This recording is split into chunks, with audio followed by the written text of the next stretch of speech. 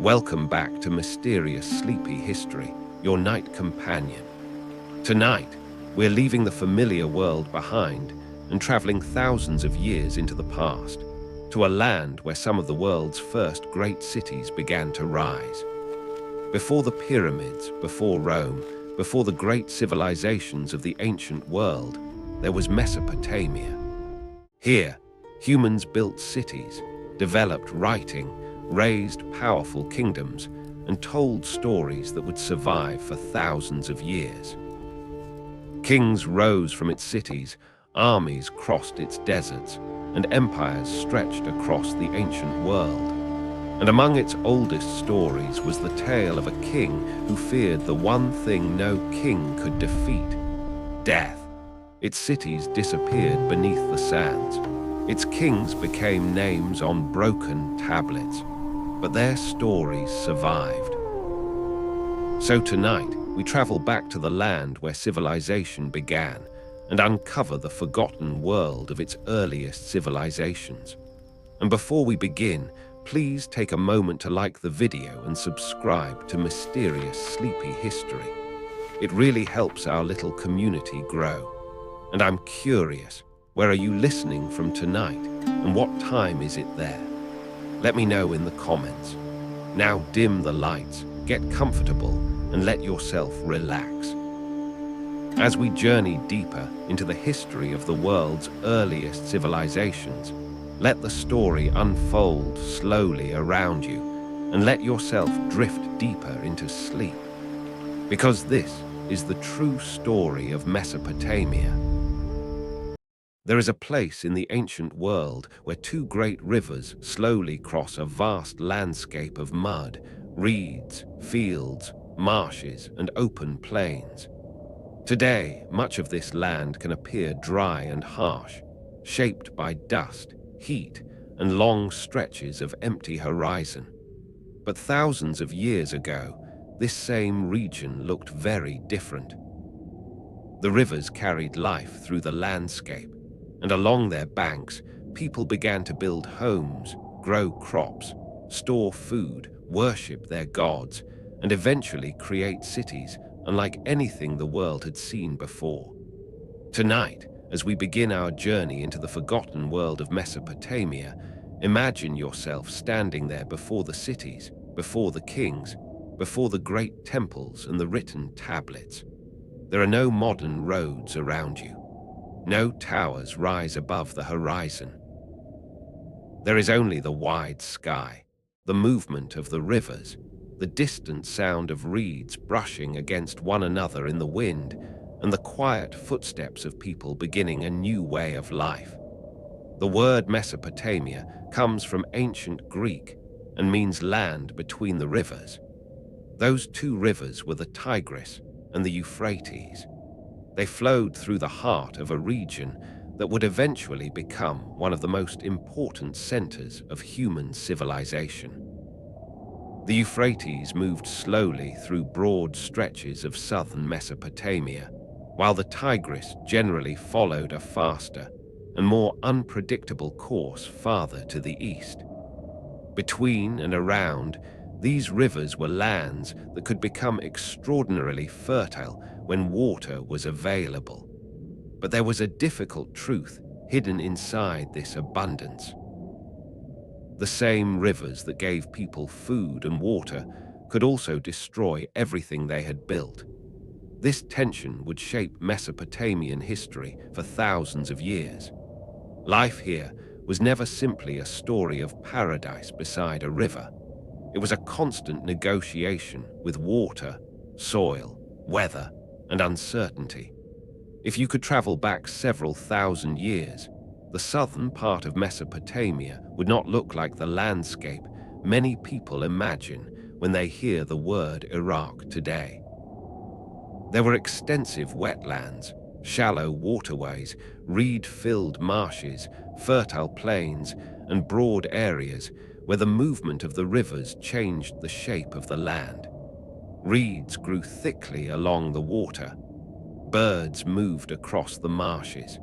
Fish filled the channels. Wild animals lived among the vegetation.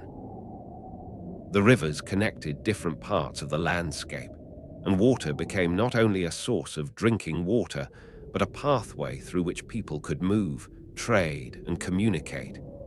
In the earliest periods, people did not arrive in this landscape as kings or builders of enormous cities.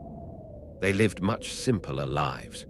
For countless generations, human communities survived by hunting animals, gathering wild plants, fishing, and moving according to the seasons. Their lives were closely connected to the natural environment. A successful hunt could provide food for a group. A rich patch of wild plants could sustain a settlement for a time. A river could provide fish and water, but nothing was guaranteed. Then something began to change. People gradually learned that instead of following food across the landscape, they could begin to control some of the sources of that food themselves. Plants could be cultivated. Animals could be domesticated.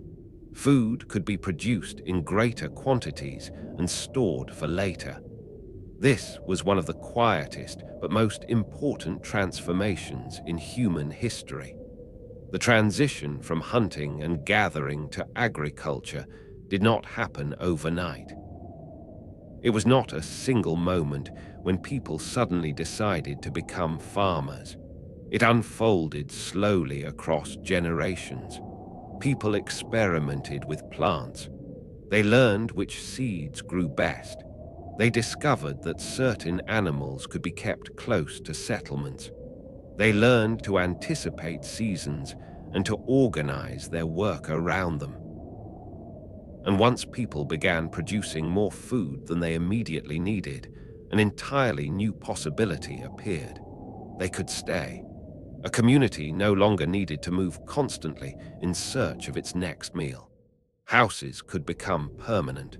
Storage areas could be constructed. Tools could be kept in one place. Fields could be cultivated year after year. The land between the rivers began to attract communities that were willing to build their lives around water and agriculture. But why here? Why did people continue returning to these river valleys when the rivers could be so unpredictable? The answer lies partly in the extraordinary potential of the land. The rivers carried water and fertile sediments into the plains. With careful management, the soil could produce crops in quantities that were difficult to achieve in many surrounding regions. Wheat, barley, dates, and other crops became important parts of life.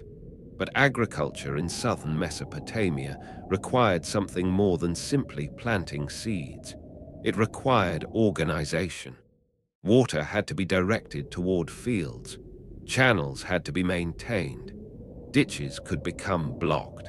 Floodwater had to be controlled. Fields had to be divided. Harvests had to be collected and stored.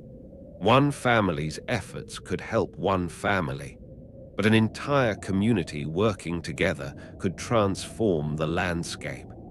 This is where one of the deeper mysteries of Mesopotamia begins. The first cities did not appear simply because people suddenly became more intelligent. They emerged from thousands of years of accumulated knowledge, cooperation, environmental pressure, technological experimentation, and social change. Villages grew. As agriculture became more productive, populations increased. Families lived closer together. Craftsmen appeared. Some people became specialists. Potters produced vessels. Weavers worked with textiles. Farmers cultivated fields. Fishermen worked the rivers and marshes. Builders constructed houses and communal structures. People began doing different kinds of work. And when people began depending on one another in more complicated ways, their communities became more complicated too. A village could become a larger settlement. A larger settlement could become a town. And eventually, some towns became cities. One of the most important of these early cities was Uruk. Uruk emerged in southern Mesopotamia and became one of the earliest great urban centers known to history. At its height, it was enormous for its time. Its population, buildings, religious institutions, workshops, streets, and systems of administration represented a completely new level of social organization. Imagine approaching Uruk from a distance. The flat horizon would be broken by large monumental structures rising above the lower buildings. Thousands of people would move through the settlement. Workers would carry materials.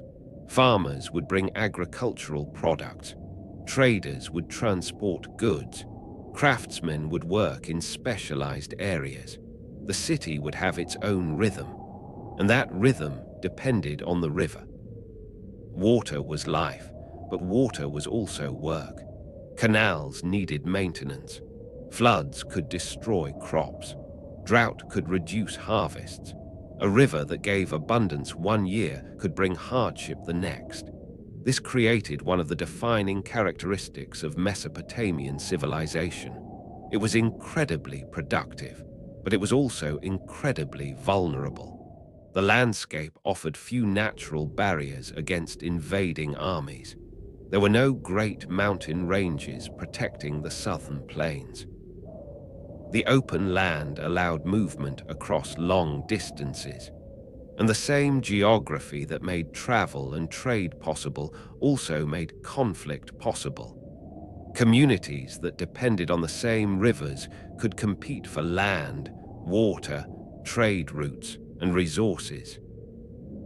This helps explain why Mesopotamian history would eventually become filled with rival cities, kings, armies, alliances, wars, and shifting empires.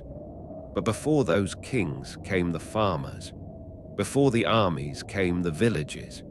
Before the palaces came the first permanent houses. And before written history began, generations of ordinary people were already transforming the land. Perhaps the most remarkable part of this story is that the people who began these changes could not have known where they would lead. A farmer planting barley beside a canal could not have imagined that thousands of years later people would still study the civilization that grew from those fields. A family building a permanent house could not have imagined that the decision to stay in one place would eventually contribute to the rise of cities. A worker shaping mud bricks could not have known that those bricks would become part of monumental buildings whose ruins would survive long after the people who built them had disappeared. This is one of the strange qualities of history. The people who create the future rarely know that they are creating it. The earliest communities of Mesopotamia also began to develop technologies that allowed them to work more effectively with their environment. Irrigation systems expanded, tools improved, pottery became more sophisticated, boats made it possible to move along waterways, trade networks connected distant communities. The river itself became a road. Goods could travel by boat more easily than they could be carried across difficult terrain. Agricultural products, pottery, stone, metals, timber, and other resources moved between settlements, and this created another problem. Mesopotamia itself did not possess every resource its growing populations wanted. Southern Mesopotamia had fertile agricultural land, but many materials were scarce. Good building stone was limited. Timber was limited. Certain metals had to be brought from distant regions. As cities grew, their need for resources grew with them. Trade became increasingly important. The rivers connected communities, but the wider landscape connected Mesopotamia to distant lands. Slowly, the world of the village was becoming a world of cities. and cities changed everything. In a village, many people might personally know one another. In a city, that became impossible. Thousands of people could live within the same urban community without ever knowing one another personally. How could such a large society remain organized? Someone needed to manage food. Someone needed to organize labor. Someone needed to keep track of goods. Someone needed to maintain canals. Someone needed to oversee religious ceremonies. Someone needed to settle disputes. And someone needed to remember what had happened. This growing complexity would eventually lead to one of the most extraordinary inventions in human history: writing. But writing did not begin with epic stories or philosophical books. Its earliest forms were closely connected to practical needs. People needed to record quantities. They needed to track goods. They needed to know who had received what. They needed to remember transactions. Clay was everywhere in southern Mesopotamia, and clay became the surface on which some of the earliest written records were created. A simple mark pressed into wet clay could represent a quantity. Another mark could represent an object. Over time, these marks became increasingly standardized. The wedge-shaped impressions we now call cuneiform began to emerge, and suddenly, information could survive beyond the memory of a single person. This was a profound change. A spoken promise disappeared with the speaker. A written record could remain. A person's memory could fail. A clay tablet could preserve a number. A ruler could die. His inscription could remain. A city could disappear. Its tablets could survive beneath the earth. And perhaps this is where the mystery of Mesopotamia becomes even deeper. The civilization that would eventually become famous for kings, gods, temples, wars, mathematics, astronomy, and literature began with something much quieter. People settled beside rivers. They planted seeds. They learned to control water. They built houses. They stored grain. They traded with their neighbors.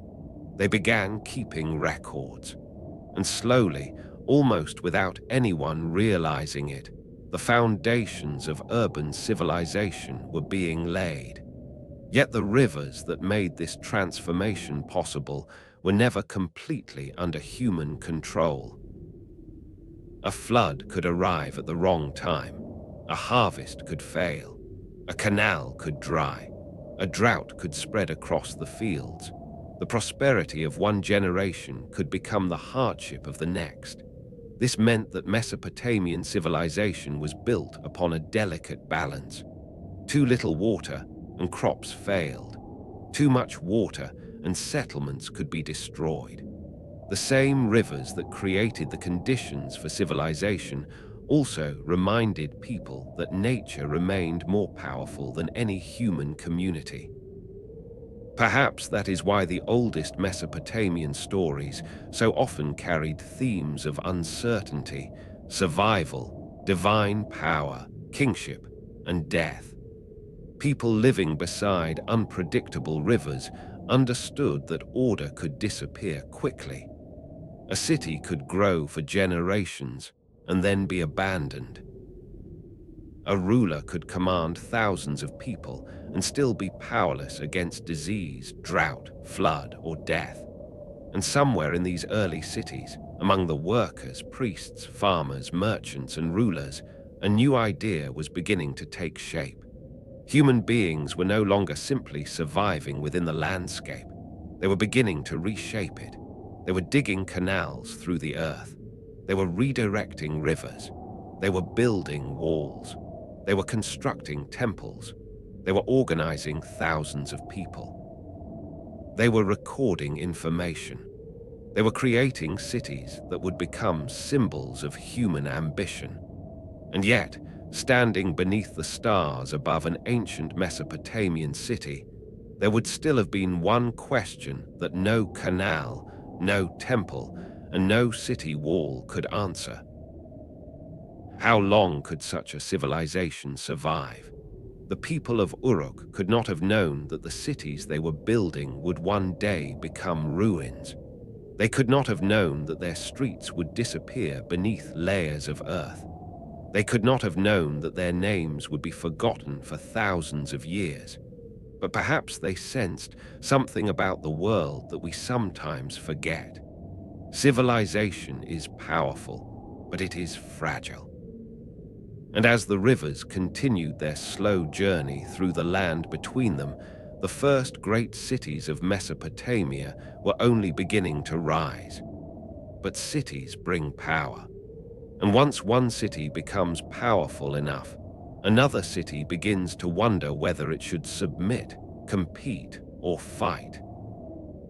So as the first cities rose from the southern plains, a new question began to emerge. Who would rule these cities, and what would happen when the first kings decided that one city was no longer enough? Imagine that we are still walking through the ancient world of Mesopotamia. The land between the rivers is no longer a collection of small villages scattered across the countryside. Something has changed. People have begun to gather in enormous numbers. Homes stand close together. Workshops fill the streets. Farmers bring their harvests into the city. Traders arrive with goods from distant lands. Priests oversee great temples, while workers carry baskets of grain, clay, stone, and other materials through crowded courtyards. And above all of this, rising from the flat landscape, are the great religious buildings that will become some of the most recognizable monuments of ancient Mesopotamia. This is the world of the first cities. Among them, one city would become particularly important: Uruk. Thousands of years ago, Uruk was not simply a large settlement. It was one of the greatest urban centers of the ancient world. Its streets were filled with people who had very different lives and very different responsibilities. Some worked in agriculture. Others made pottery, textiles, tools, or weapons. Some traded goods. Others served the temples or worked for the administration. The city had become a complicated system in which thousands of people depended on one another. And that created something that had never existed on such a scale before: a true urban society. But Uruk was not alone. Further south stood Eridu, one of the oldest known urban settlements in Mesopotamia. There was also which would later become one of the most powerful cities in the region.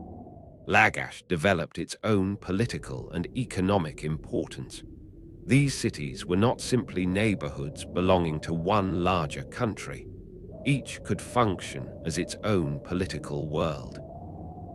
Each had its own rulers, temples, institutions, territory, and interests.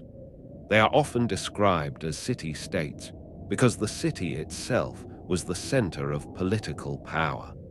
If you had lived in southern Mesopotamia thousands of years ago, your identity might have been closely connected to your city. You were not necessarily thinking of yourself as a citizen of a country called Mesopotamia. You belonged to a city, and that city had to protect its land, its water, its fields, its temples, and its people. This made the cities powerful, but it also made them rivals. Before we follow those rivalries, it is worth stepping into the city itself. Imagine approaching Uruk from the surrounding countryside. The landscape is remarkably flat. There are no great mountains dominating the horizon. Instead, the land stretches toward the distant river channels and agricultural fields. As you approach the city, the number of buildings increases. People move along the roads. Animals carry loads. Workers transport baskets of grain. Merchants exchange goods. And somewhere above the ordinary houses, the great religious complex dominates the city: the temple. Religion was not separated from everyday life in the way we might imagine today. The temple was not simply a place people visited for ceremonies. It could also be an economic center. Land could be associated with temples. Workers could serve temple institutions. Agricultural products could be collected and redistributed. Goods could be stored. Records could be kept. The people who worked within this system became increasingly important. Among them were priests and administrators. They helped organize the religious and economic life of the city. But the growing complexity of the city required something more. It required organization on an enormous scale. Think about what was necessary to build a massive temple. Bricks had to be produced. Clay had to be gathered. Workers had to be organized. Food had to be provided. Materials had to be transporting. Someone had to keep track of how much was being used. Someone had to decide who would work where. Someone had to oversee the entire project. The larger the city became, the more complicated these tasks became.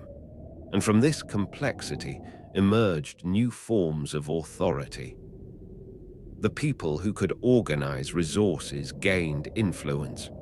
The people who could control land, food, labor, and religious institutions gained power. The city was becoming more than a collection of houses. It was becoming a hierarchy. At the top were powerful religious and political figures. Below them were administrators, specialists, warriors, merchants, and skilled craftsmen. Farmers formed the foundation of the economy. Workers performed countless tasks that kept the city functioning.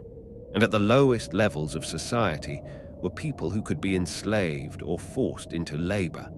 Not everyone in the city lived the same life. Not everyone had the same amount of wealth. Not everyone had the same influence. The city had created opportunity, but it had also created inequality. And this was one of the great transformations brought by urban civilization. In a small village, many people might have known one another personally. In a city of thousands, that was no longer possible. The city needed systems. It needed officials. It needed rules. It needed records. It needed people whose entire occupation was to perform specialized tasks. And it needed a way to organize all of them. This is one reason writing became so important in Mesopotamia. The earliest written records were not primarily great stories about heroes and gods. Many of the earliest tablets were practical. They recorded grain, animals, workers, goods, deliveries, rations, payments. The city had become so complicated that human memory was no longer enough. Clay tablets became a kind of external memory for the civilization. A tablet could tell an administrator how much grain had entered a storehouse. Another could record how much food had been given to workers. Another could document the movement of goods. The marks pressed into wet clay would eventually become cuneiform, one of the most important writing systems of the ancient world. And this is where something extraordinary happened. The cities began to leave behind their own voices. Most of the people who lived in Uruk will never have their names remembered. Most farmers, workers, craftsmen, and merchants disappeared from history, but their activities sometimes survived in clay. A small tablet recording grain may seem insignificant compared with a royal monument. Yet that simple record can tell us something about how ordinary people lived. It can show us how much food was being distributed, how many workers were involved, how the economy was organized, how much control the institutions of the city possessed. In a strange way, some of the most ordinary documents from ancient Mesopotamia are among the most revealing. They show us that behind the enormous temples and powerful rulers was a vast population of ordinary people keeping the city alive. And above those cities, the great religious structures continue to rise. The ziggurat would eventually become one of the most distinctive architectural forms of Mesopotamia. These massive stepped structures were associated with temples and sacred spaces. They rose above the surrounding buildings, creating a powerful visual symbol. From the streets below, a ziggurat would have appeared enormous. The city around it could be filled with ordinary houses and workshops, while above them rose a structure connected with the divine world. The height itself mattered.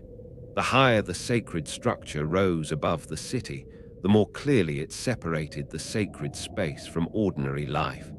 But the ziggurat was also a demonstration of organization. A building of such scale required labor. It required resources. It required planning. And it required authority. A city capable of building a monumental temple was a city capable of concentrating enormous amounts of human effort. That was a sign of power, but power always creates competition. As the cities grew, their interests began to collide. The reason was simple. Resources were limited.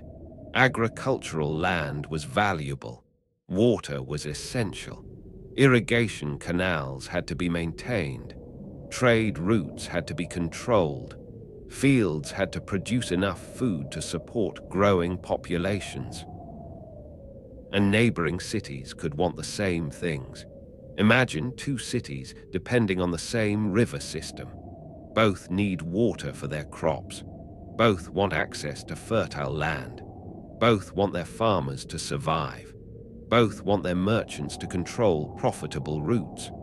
What happens when the interests of those two cities collide? Negotiation might come first, but eventually conflict could follow. This is why warfare became an increasingly important part of Mesopotamian history.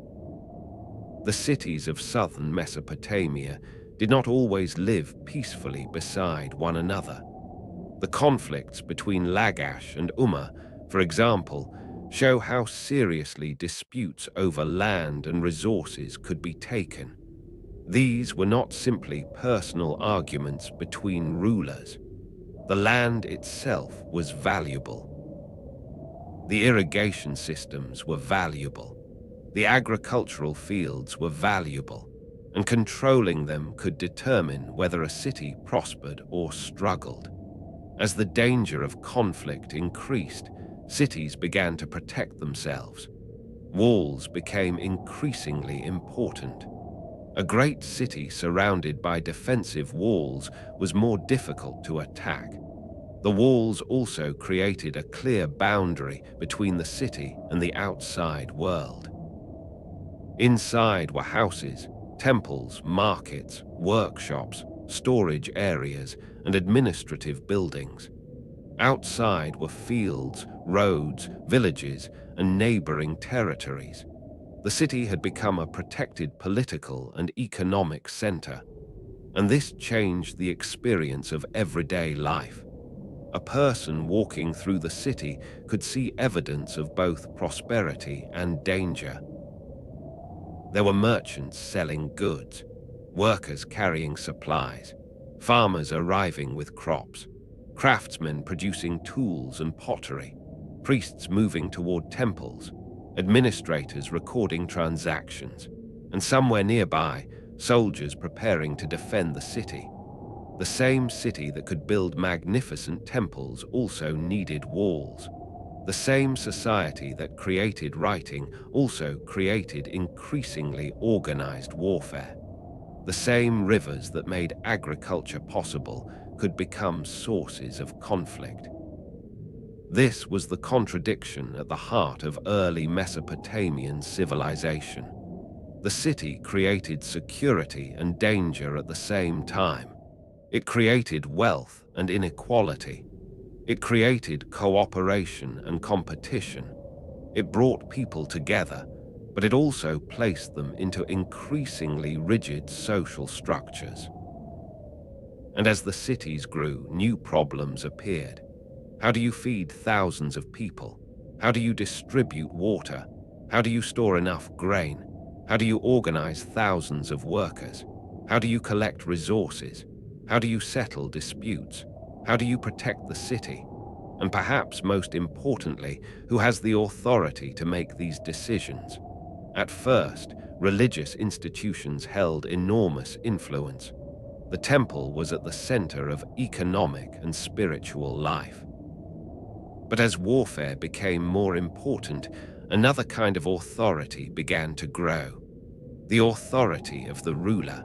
A powerful leader could organize armies. A ruler could command workers. A ruler could control resources. A ruler could negotiate with neighboring cities. And a ruler could lead the city in war. This created a gradual shift in the balance of power. The city needed someone capable of protecting it, someone capable of organizing its resources, someone capable of commanding its people. And eventually, the figure of the king would stand at the center of Mesopotamian political life. But the first kings did not simply appear out of nowhere. Their rise was connected to the very problems created by the growth of civilization. The larger the cities became, the more difficult they were to manage. The more valuable their resources became, the more dangerous their enemies became. And the more frequently cities fought, the greater the need became for organized military leadership. The king could present himself as the protector of the city, the defender of its temples, the guardian of its fields, the leader of its armies, and perhaps even the chosen representative of the gods. This gave political power a sacred dimension. A ruler was not simply a man who happened to possess an army. His authority could be connected to the divine order itself, and that idea would become one of the most powerful political concepts in ancient Mesopotamia. But beneath the temples, palaces, walls, and monuments, there was another story unfolding.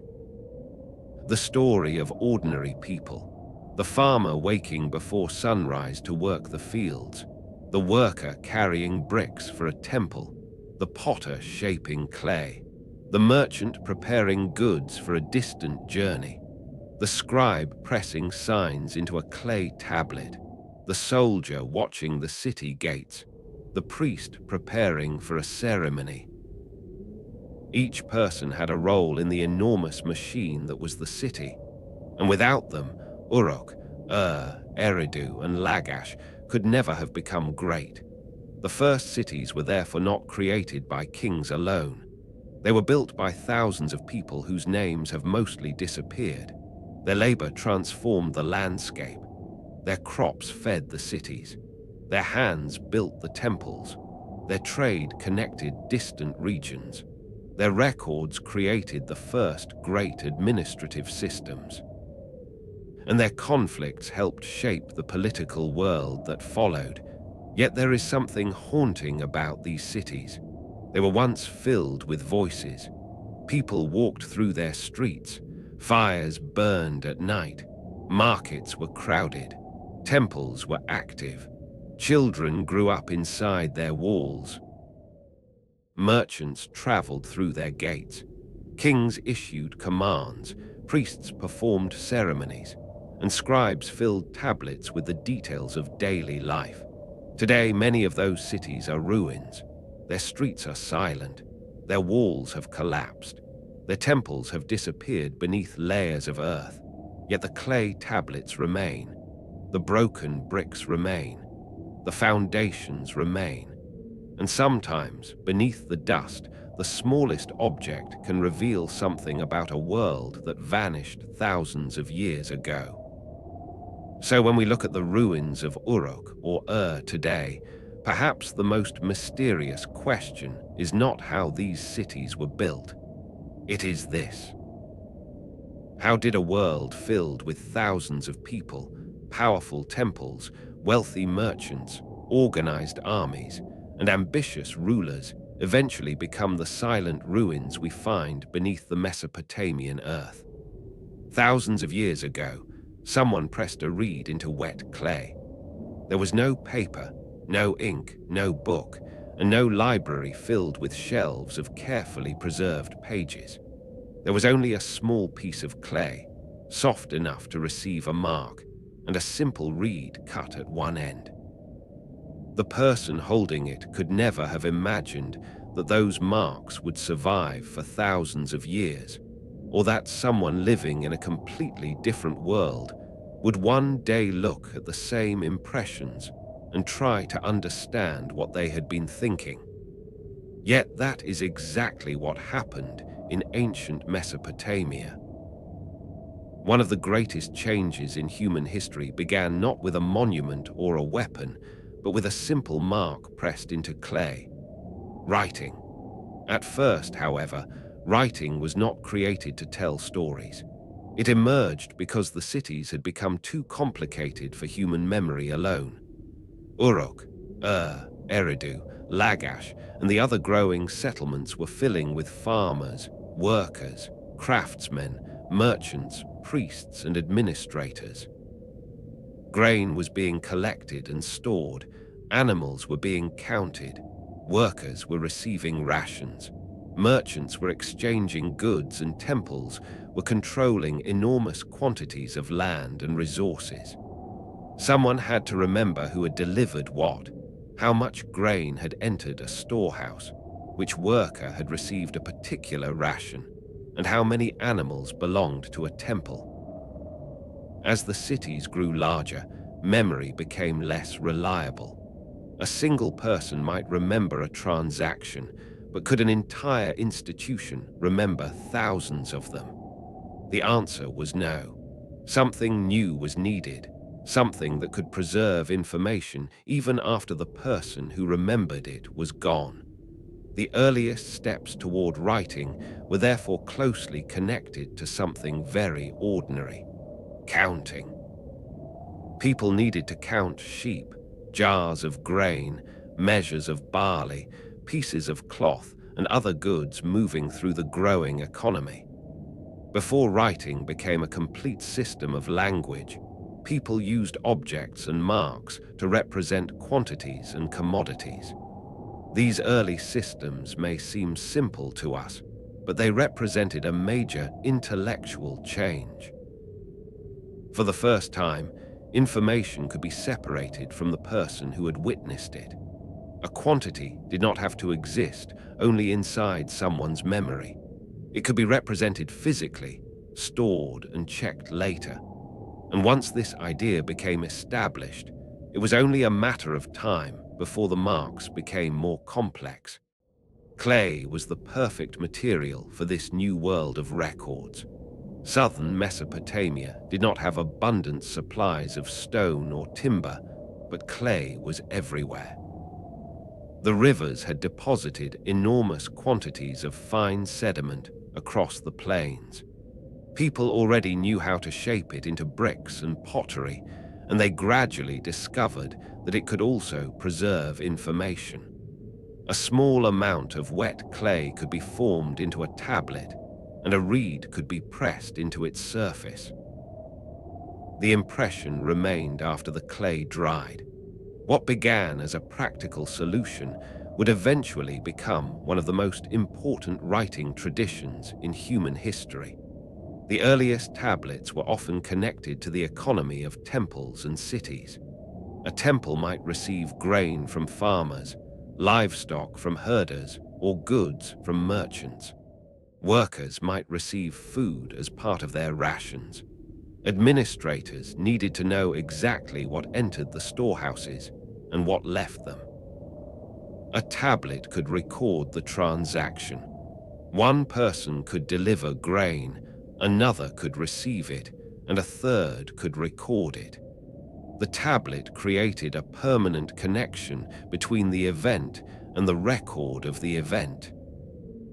This may sound simple, but imagine how revolutionary it was in a society where information had previously depended almost entirely on human memory. The marks themselves gradually developed into what we now call cuneiform. The word comes from the wedge-shaped appearance of the impressions. Instead of drawing pictures directly into the clay, the scribe pressed the end of a reed at different angles and depths. Each impression became part of a larger sign. Over time, hundreds of signs developed, and their meanings could change depending on how they were used. Some represented objects or ideas, while others could represent sounds. The writing system became increasingly flexible and capable of recording spoken language. But learning cuneiform was not easy. It required years of practice. A person needed to memorize signs, understand their different meanings, and learn the conventions used by temples, merchants, and administrators. This created a new professional class in Mesopotamian society, the scribes. A scribe was a person who possessed a rare and valuable skill. Most farmers, laborers, and craftsmen could not simply pick up a reed and begin writing. The signs had to be learned carefully. Mistakes could have consequences, especially when the tablet recorded quantities of valuable goods. The education of scribes was therefore an important part of Mesopotamian society. Students practiced signs repeatedly, often copying lists of words and expressions. They learned numbers, measurements, names of objects, and administrative terminology. They had to become comfortable with a system that could contain hundreds of different signs.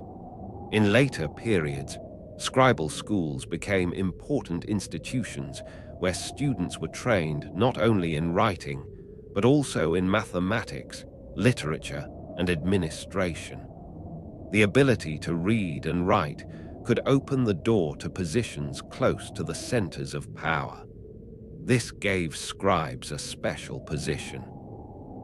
A king might command an army, a priest might control a temple institution, and a merchant might possess great wealth. But the scribe possessed something different: the ability to preserve information. A ruler could issue an order, but the scribe could record it.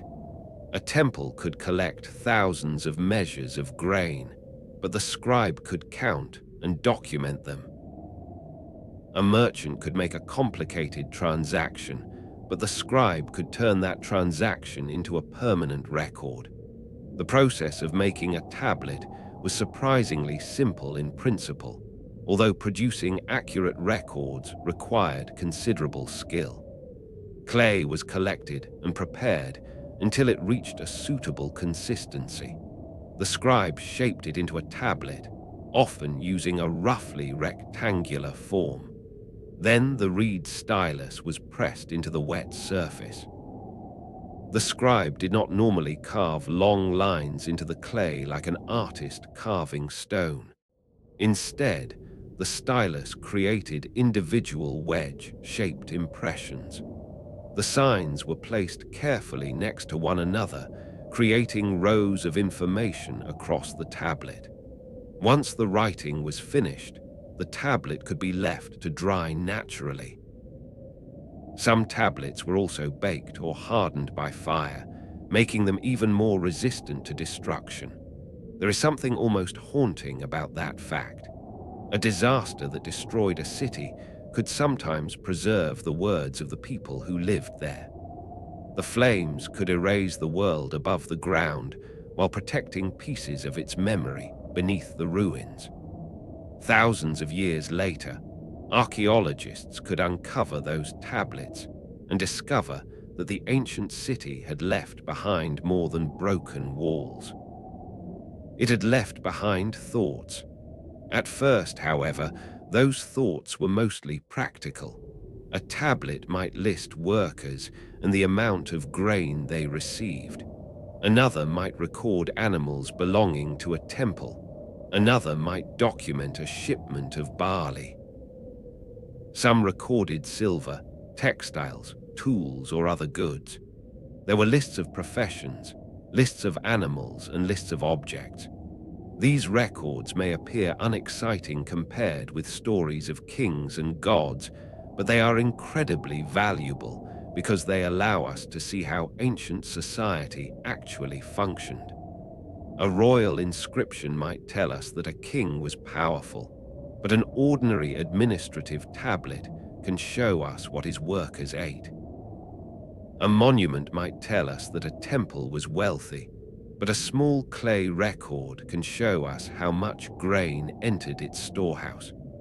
A king might claim to have conquered a city, while thousands of small records reveal what happened to the economy and population afterward.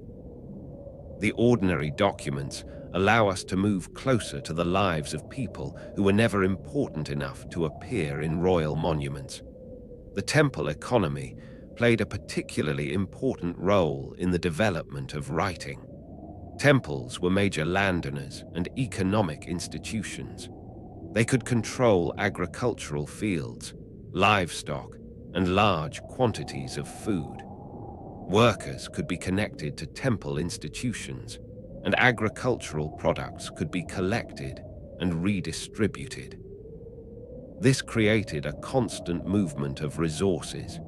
Grain came in, grain went out, animals arrived, goods were distributed, workers received rations, merchants exchanged products.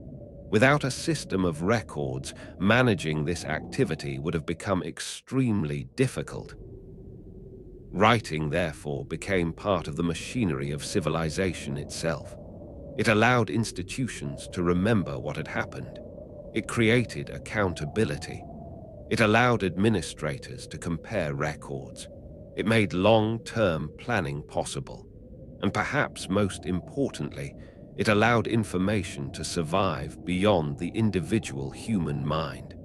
But something extraordinary happened as the writing system developed. It stopped being limited to numbers and economic records. Signs began to represent sounds and words more effectively. The system could now preserve language itself.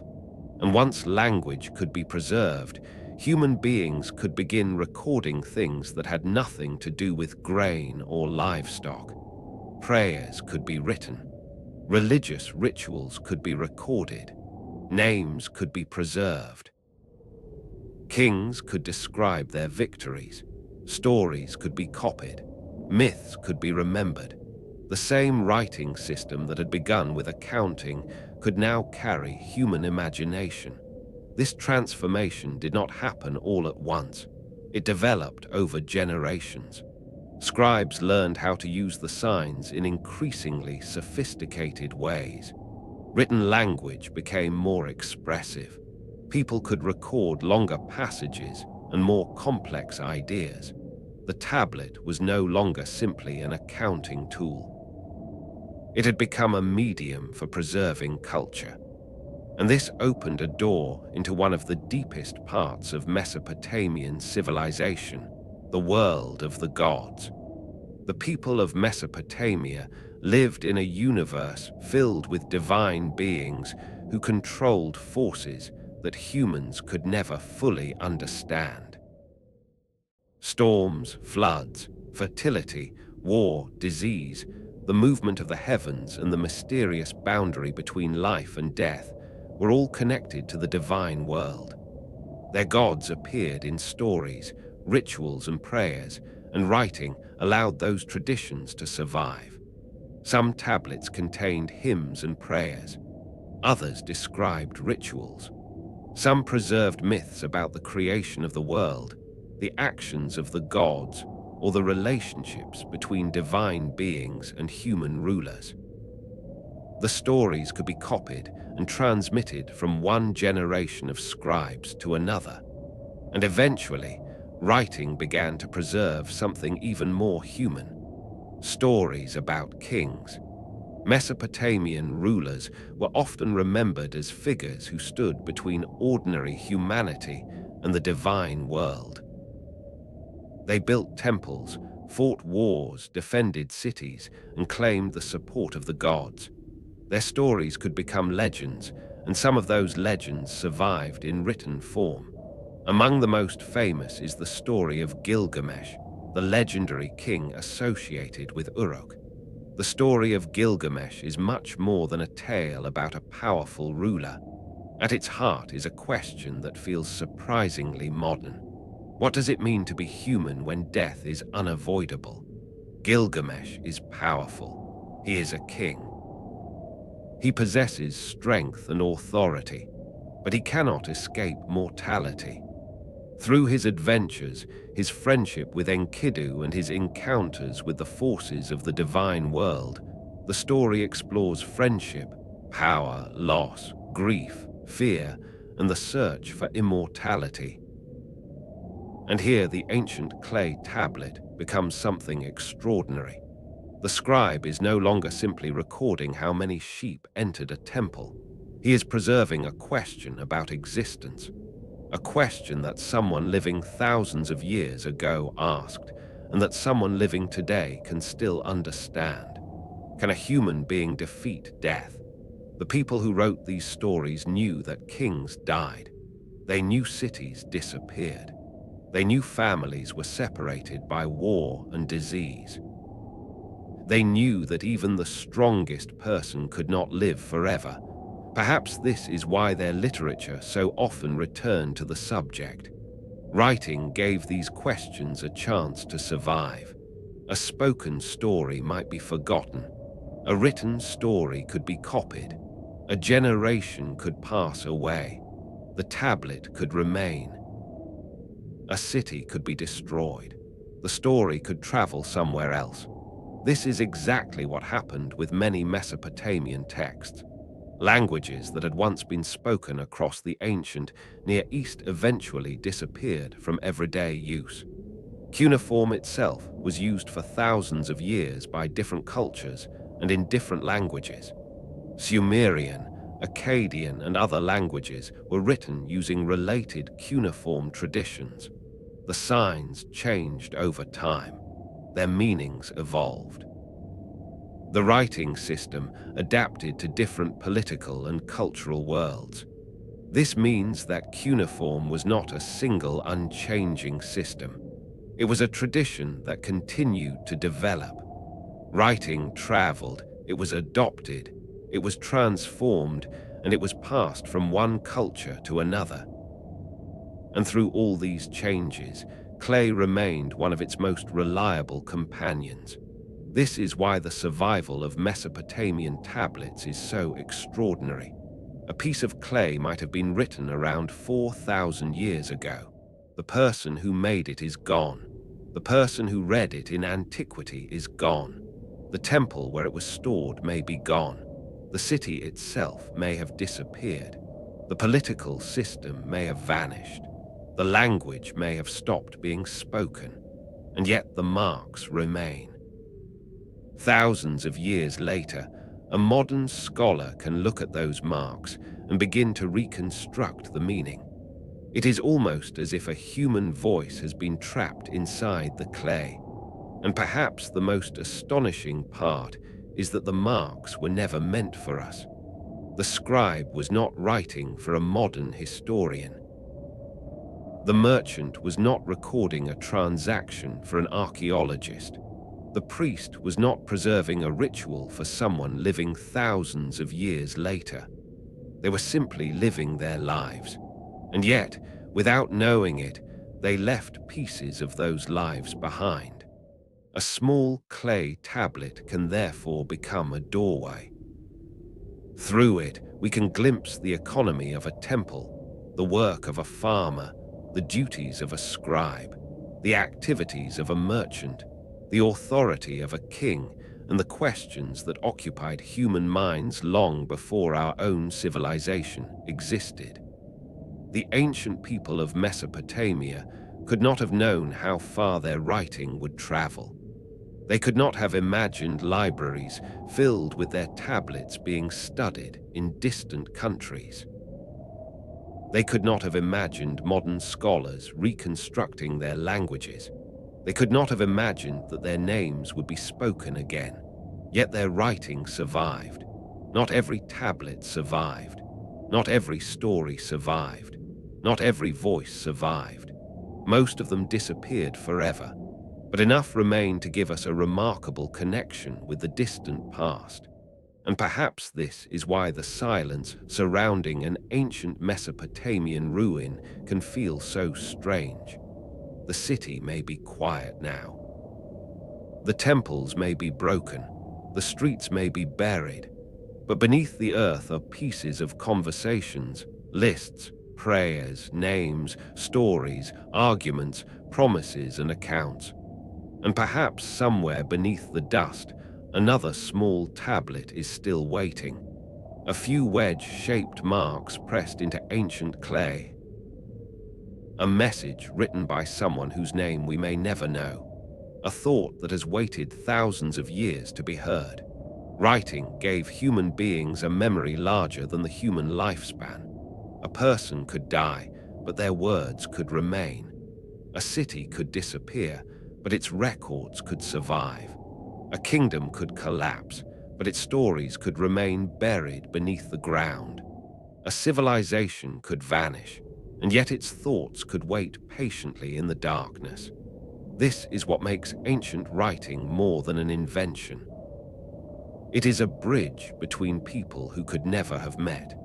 It connects the hand that pressed the reed into clay with the eyes that read the marks thousands of years later. When we read a line written by a person who lived 4,000 years ago, we are not simply studying an artifact. We are encountering a human being who wanted something to be remembered. A farmer's grain, a merchant's transaction, a priest's prayer, a king's victory, a grieving person's words, and a story about death all became marks in clay. And those marks waited. They waited beneath the ruins. They waited through centuries of silence. They waited while the languages around them disappeared. They waited until someone found them again. Then, after thousands of years, the silence was broken and the ancient words could speak once more. Yet writing did more than preserve what the people of Mesopotamia already knew. It allowed them to ask questions that could travel far beyond their own lifetime. What happens after death? Why do the gods allow suffering? Can a king truly control his fate? Can human beings escape mortality? What makes a good ruler? What makes a life meaningful? These questions were pressed into clay just as carefully as numbers and grain were recorded, and they remain with us because human beings today are still asking many of the same things.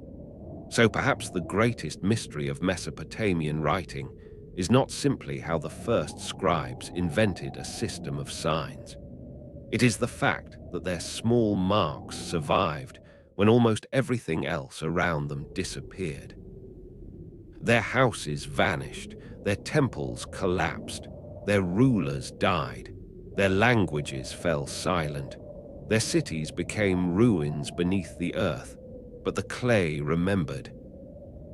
And somewhere beneath the soil of Mesopotamia, thousands of years after a scribe first pressed a reed into wet clay, there may still be tablets waiting to tell us something we have never heard before.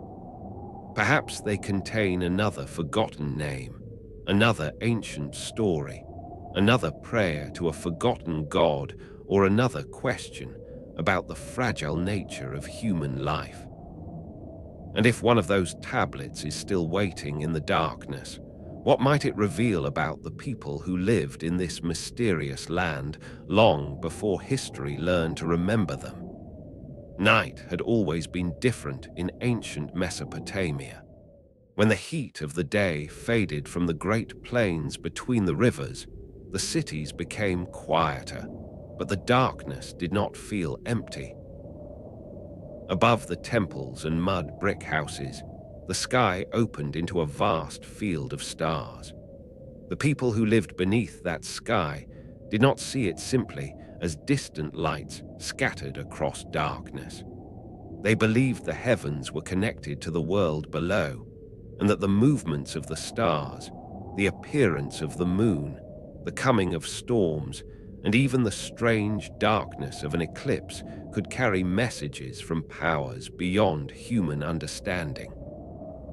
To live in Mesopotamia was therefore to live between two worlds, the visible world of rivers, fields, cities, and kings, and an invisible world inhabited by gods whose decisions could shape everything from the harvest to the fate of an empire.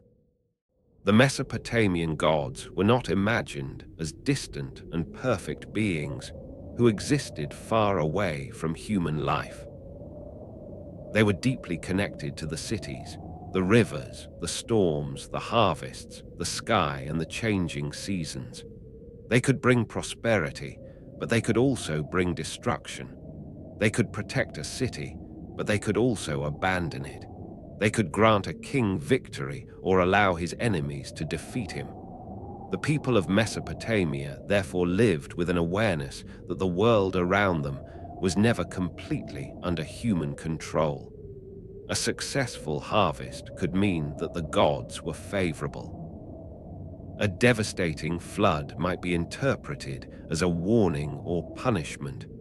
A sudden illness could raise questions about divine anger. When a storm appeared unexpectedly over the fields, people did not simply ask what caused it physically. They could also ask what it meant. And perhaps this was one of the most important ideas in Mesopotamian religion. The world was filled with signs, but human beings had to learn how to read them. At the highest levels of the divine world was Anu, the great god associated with the sky.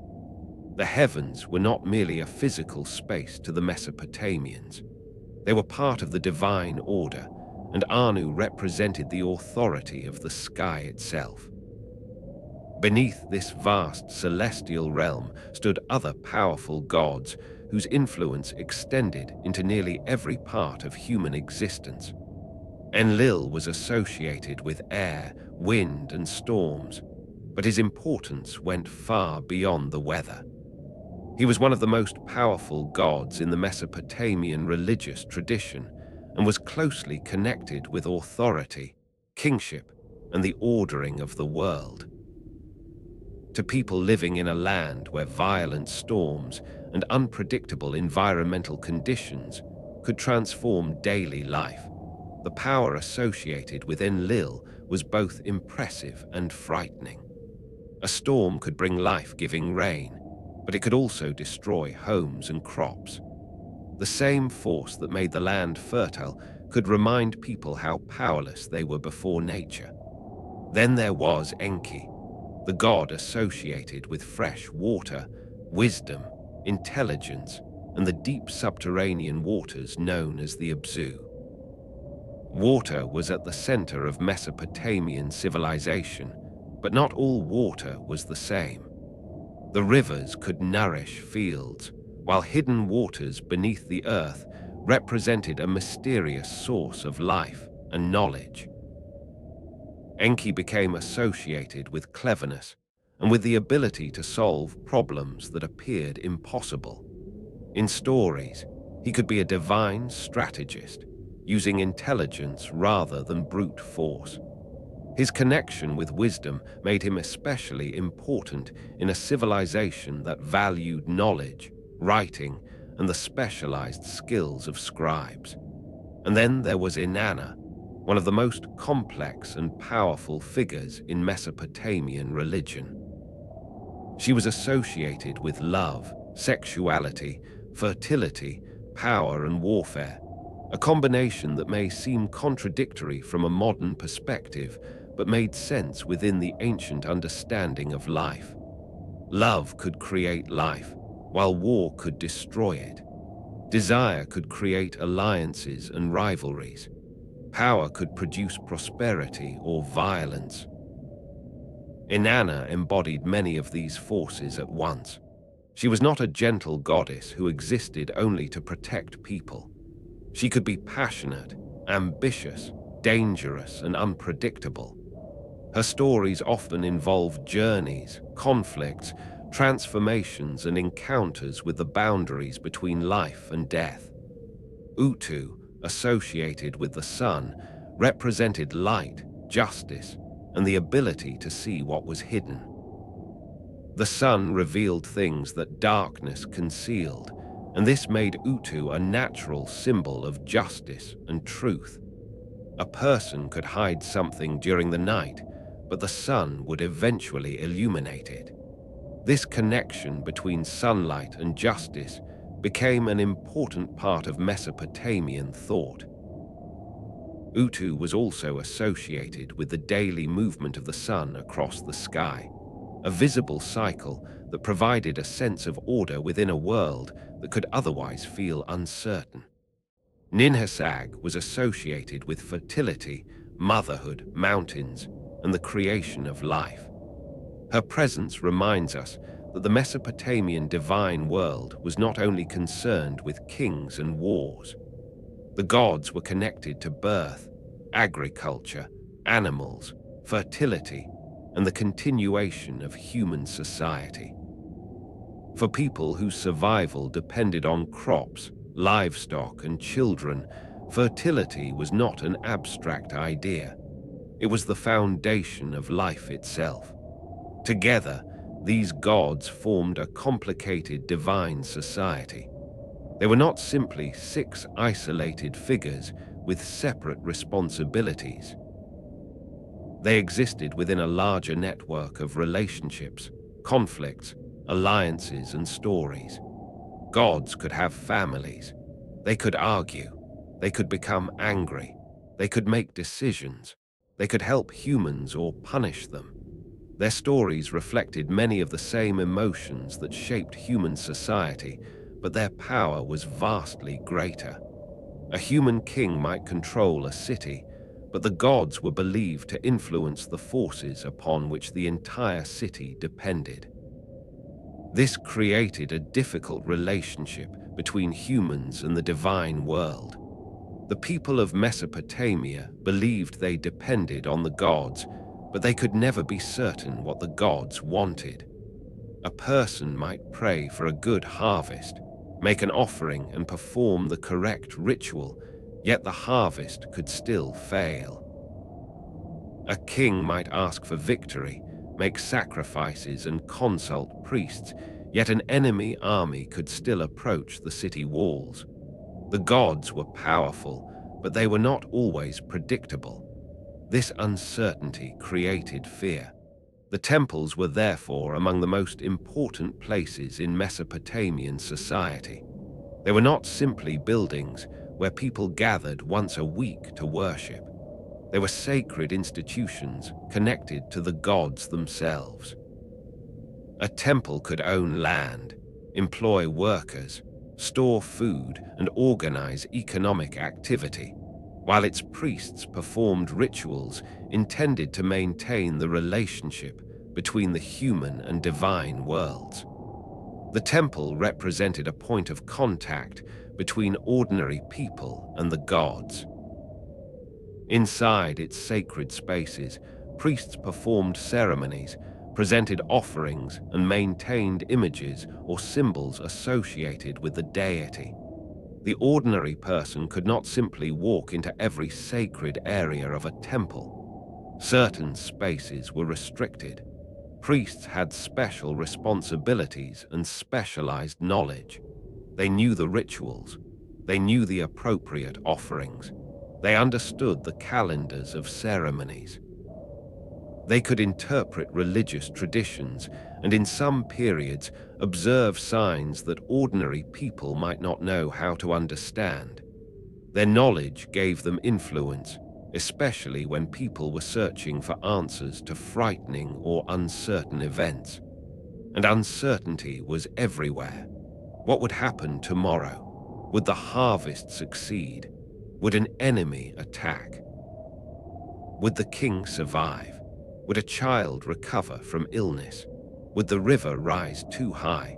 Would the gods remain favorable? Without modern science, medicine, or weather forecasting, people had to find other ways to understand an unpredictable world. One of those methods was divination. Divination was the attempt to discover information about the will of the gods through signs. Almost anything unusual could potentially become meaningful. The movement of celestial bodies could be observed. Strange events could be recorded. The behavior of animals could be interpreted. Dreams could be examined. Unusual births, unexpected weather events, and other anomalies could be treated as possible omens. The purpose was not necessarily to predict the future in the modern sense. It was often an attempt to understand what the gods might be communicating. Imagine a Mesopotamian city late at night. The streets are dark. Most people are inside their homes. The temples are quiet, but somewhere above the city, a priest or scholar is watching the sky. The moon moves slowly across the darkness. Stars appear in familiar patterns. A planet changes its position. The observer records what he sees. The heavens become a vast celestial tablet, and every movement might carry meaning. The question is not simply where the stars are. The question is what they are saying. The Mesopotamians became remarkable observers of the sky. Over generations, they recorded celestial phenomena with extraordinary patience. They watched the movements of the moon and planets. They observed eclipses. They tracked recurring patterns. They created systems for organizing what they saw. Their observations were deeply connected to religion and divination, but they also created an enormous body of astronomical knowledge that would later influence other civilizations. An eclipse could be especially frightening. Imagine living thousands of years ago when the sun suddenly begins to disappear in the middle of the day. The light fades. The world becomes strangely dark. Animals may behave differently. People look toward the sky and see something that appears impossible. Today, we understand that an eclipse is a natural astronomical event. But to ancient observers, it could be interpreted as an extraordinary sign.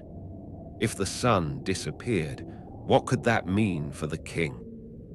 What could it mean for the city? What message was hidden in the darkness? The same was true of storms. A violent storm could arrive over the flat plains with little warning. Wind could tear through settlements. Rain could transform roads into mud. Lightning could strike the landscape. Thunder could shake the city.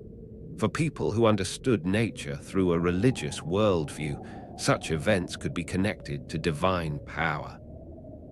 Enlil and other storm-related divine forces could be imagined behind the terrifying movement of the sky. Dreams occupied an equally mysterious position. Every night, people entered a world they could not control. They saw dead relatives, strange animals, unfamiliar places, gods, monsters, and impossible events. A person could wake from a dream carrying fear or wonder and wonder whether it meant something. The Mesopotamians took dreams seriously. Some dreams were believed to contain divine messages, warnings, or indications of what might happen. This created another role for specialists who could interpret dreams. A dream was not necessarily understood as random activity of the sleeping mind. It could be treated as a message that required interpretation. If a king dreamed of an unusual event, the dream might be considered politically important. If a person dreamed of a god, an animal, or a strange symbol, the meaning could be examined through established traditions of interpretation. There is something deeply human about this. Even today, people sometimes wake from a vivid dream and wonder why they saw what they saw. The difference is that in ancient Mesopotamia, dreams could become part of a larger system of religious interpretation. A dream was another possible doorway into the invisible world. Omen traditions became increasingly sophisticated. Over long periods, Mesopotamian scholars recorded observations and their supposed outcomes. If a particular celestial event occurred and something important happened afterward, the event could be remembered. Over generations, collections of omens became enormous. They represented attempts to organize uncertainty, to transform frightening randomness into something that could be studied. The idea was not that every event had an obvious meaning. Quite the opposite. The world was complicated, and interpreting it required expertise. A sign could have different meanings depending on circumstances. The position of a celestial body mattered. The timing mattered. The identity of the person affected mattered. The political situation could matter. A king might receive an interpretation that differed from an ordinary person. This shows us something important about Mesopotamian religion. It was not simply a collection of myths about gods. It was also a system for understanding uncertainty. People wanted to know what was happening. They wanted to know why disasters occurred. They wanted to know whether the gods were angry. They wanted to know whether the king was safe. They wanted to know whether the harvest would succeed. They wanted to know what the future might bring. And because they could not see the future, they watched the world around them. The sky became a source of information. Dreams became a source of information. Animals became a source of information. Unexpected events became a source of information. The entire world could become a message, yet the gods themselves remained mysterious. Humans could make offerings, pray, and perform rituals, but there was no guarantee that the gods would respond exactly as expected. The relationship was unequal. Humans needed the gods, but the gods did not appear to need humans in the same way. This imbalance created an atmosphere of uncertainty and fear. In some Mesopotamian traditions, humans were created to serve the gods, to maintain the divine order and perform the work required by the cosmic system. This meant that human beings had a purpose, but it was not necessarily a comfortable one. The gods were powerful beings, and humanity existed within a hierarchy in which the divine stood above the human. This helps explain the importance of ritual. Ritual was a way of maintaining order. Offerings, prayers, and ceremonies were not merely expressions of personal faith. They were part of the relationship between the human community and the divine world. A city that maintained its temples and rituals was maintaining its connection with its gods. But what happened when that relationship failed? Mesopotamian myths sometimes imagined terrible consequences. A city could be defeated. A temple could be destroyed. A god could abandon a city. A king could lose divine support. A flood could erase settlements. War could transform prosperous lands into ruins. The possibility that the gods might withdraw their protection was one of the darkest fears in Mesopotamian thought, and death was the ultimate example of human helplessness. No matter how powerful a person became, death remained unavoidable. The Mesopotamians had ideas about an afterlife, but their vision was often far darker than later religious traditions that imagined a paradise filled with reward. The dead were believed to enter an underworld, a shadowy realm associated with the goddess Ereshkigal and the world of the dead. It was not necessarily a place of punishment in the modern sense. It was a place where the dead continued their existence in a diminished and gloomy state. The ancient Mesopotamian underworld was not a place from which most people expected to return.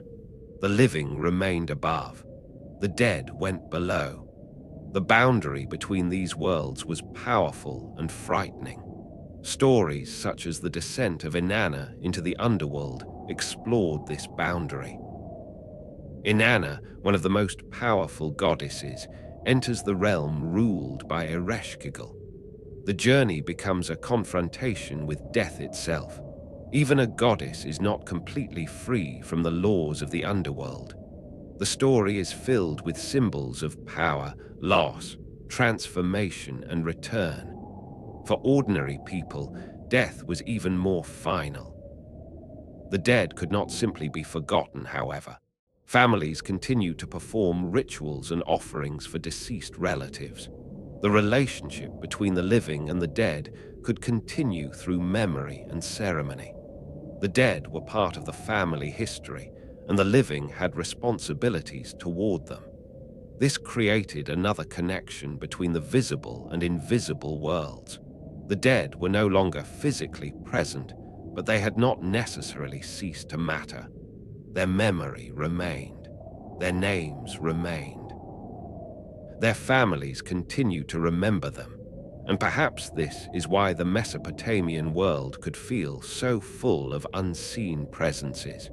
The gods were invisible. The dead were beneath the earth. Dreams came from an uncertain realm between sleep and waking. The stars moved silently above the city. Storms arrived from beyond the horizon. The future remained hidden. The world was visible, but its meaning was not. For a person living in ancient Mesopotamia, every night could therefore feel like a moment of uncertainty. The city became dark. Lamps burned inside homes. The temples stood against the night sky. Beyond the walls, the fields disappeared into darkness. Above everything, the stars remained visible. Perhaps a priest was watching the heavens. Perhaps a family was sleeping. Perhaps a king was dreaming. Perhaps someone was wondering whether the next harvest would be successful. Perhaps somewhere in the city, a person had just awakened from a dream and was trying to understand what they had seen. And above them all, the gods remained beyond human sight. This was the mysterious world of Mesopotamian religion. A world where the heavens could speak, dreams could warn, storms could carry divine meaning, and death opened the door to a dark realm beneath the earth. People built enormous temples, not only because they wanted to honor their gods, but because they wanted to remain connected to a universe they believed was constantly watching them. They looked toward the stars because they wanted answers. They studied eclipses because darkness in the sky could not simply be ignored. They recorded omens because uncertainty was frightening. They interpreted dreams because the sleeping mind seemed capable of entering places that waking people could not reach. They prayed because they knew how little control they truly possessed. And perhaps the most haunting thought of all was that the gods might be watching even when no human being could see them. The ancient Mesopotamian night was therefore never completely empty. The darkness contained the unknown. The sky contained signs. The earth contained the dead. The temples connected the city to the gods. And somewhere between the stars above and the underworld below, human beings lived their short and fragile lives, trying to understand what the universe wanted from them. But if the gods could send messages through stars, dreams, and omens, one question remained impossible to escape. How could a human being know whether a sign truly came from the gods, or whether it was simply something that had no meaning at all? Kings rose from its cities. armies crossed its deserts, and empires stretched across the ancient world. In the land between the rivers, this transformation began to take a remarkable form with the rise of a man remembered as Sargon of Akkad. Before Sargon, Mesopotamia was already filled with powerful cities, wealthy temples, rival rulers, and armies that fought for control of land and water. Uruk had grown into one of the great cities of the south. Lagash, Kish, and other city-states competed for influence. Each had its own ruler, its own institutions, and its own gods. But Sargon would help create something different. Instead of one powerful city dominating its neighbors for a short time, he built a political system that stretched across a much larger territory and brought many different peoples under one ruler. The Akkadian Empire would become one of the earliest examples of what we might recognize as an empire, and the story of the man who created it would eventually become a mixture of history, legend, and mystery. Sargon is one of those figures from the ancient world who seems almost too extraordinary to be real. His name appears in historical records, and the empire associated with him was real, but many details about his early life come from much later traditions. We do not know exactly where he was born or what his childhood was like. We do not even possess a reliable contemporary portrait that allows us to look into the face of the man who changed Mesopotamian history. Instead, his story comes to us through inscriptions, later copies, and legends that were written down long after his lifetime. The further we move into his biography, the more difficult it becomes to separate what happened from what people later wanted to believe had happened. According to one famous legend, Sargon was born under unusual circumstances. His mother was said to have been a priestess who could not openly raise him. She placed the infant in a basket and set him upon a river, leaving his fate to the waters. The child was eventually discovered and raised by a man associated with the royal court. In this story, Sargon begins life as an abandoned child and ends it as one of the most powerful rulers in the ancient world. It is a dramatic transformation, almost perfectly designed for legend. But whether the story reflects actual events is impossible to know. What matters is that later generations believed the story was meaningful. It presented Sargon as someone whose destiny was greater than his humble beginnings. The story also connects Sargon to one of the most powerful symbols in Mesopotamian life, the river. The same rivers that gave the civilization its name could nourish crops, carry boats, and connect cities, but they could also carry away lives and destroy settlements. To place an infant upon the river was therefore to place him in the hands of forces greater than himself. The legend suggests that Sargon's destiny was not controlled by ordinary human circumstances. He was carried toward a future that no one around him could have predicted. Whatever his true origins, Sargon eventually rose to political power in the city of Kish. Kish was one of the important political centers of southern Mesopotamia, and control of Kish gave a ruler considerable prestige. But Sargon did not remain satisfied with ruling a single city. The political world he entered was already unstable. Rival cities competed for territory, agricultural resources, and influence. Rulers fought over canals and fields. Armies could march from one city to another. A victory could change the balance of power, but another ruler could soon rise and challenge the winner. One of the most important cities in this struggle was Uruk.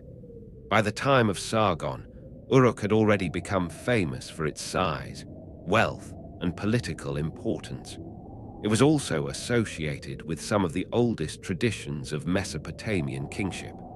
Later stories connected Uruk with Gilgamesh, the legendary king whose story would become one of the great works of Mesopotamian literature.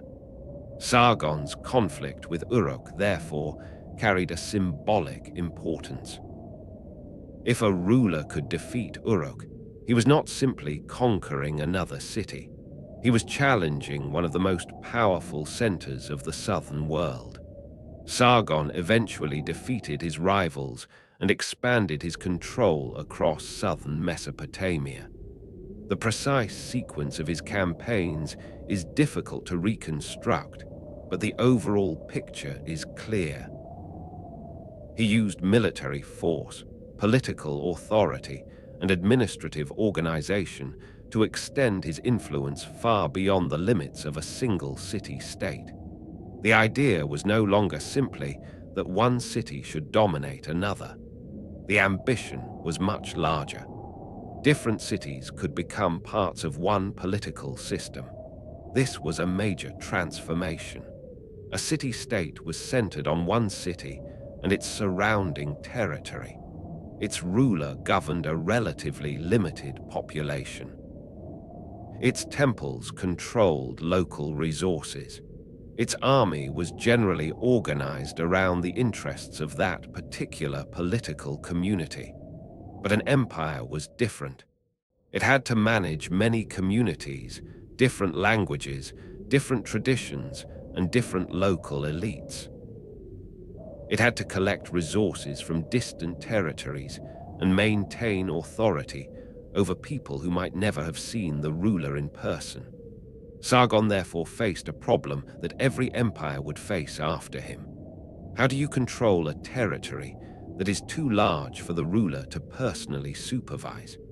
The answer involved the army. Sargon's military campaigns became central to his power. His soldiers allowed him to defeat rival rulers and impose his authority over conquered territories. The exact organization of his army is not completely known, but later Mesopotamian traditions remember Sargon as a ruler capable of mobilizing large forces and campaigning across considerable distances. The soldiers needed food, weapons, and supplies. They needed routes through unfamiliar territories. They needed commanders who could carry out orders far from the center of power. This meant that conquest was only the beginning. Taking a city was one thing, keeping it was another. A defeated ruler could be removed or forced to submit, but the population remained. Farmers still needed to cultivate fields. Merchants still needed to trade. Temples still needed to function. Taxes or tribute still had to be collected. Roads and canals still had to be maintained.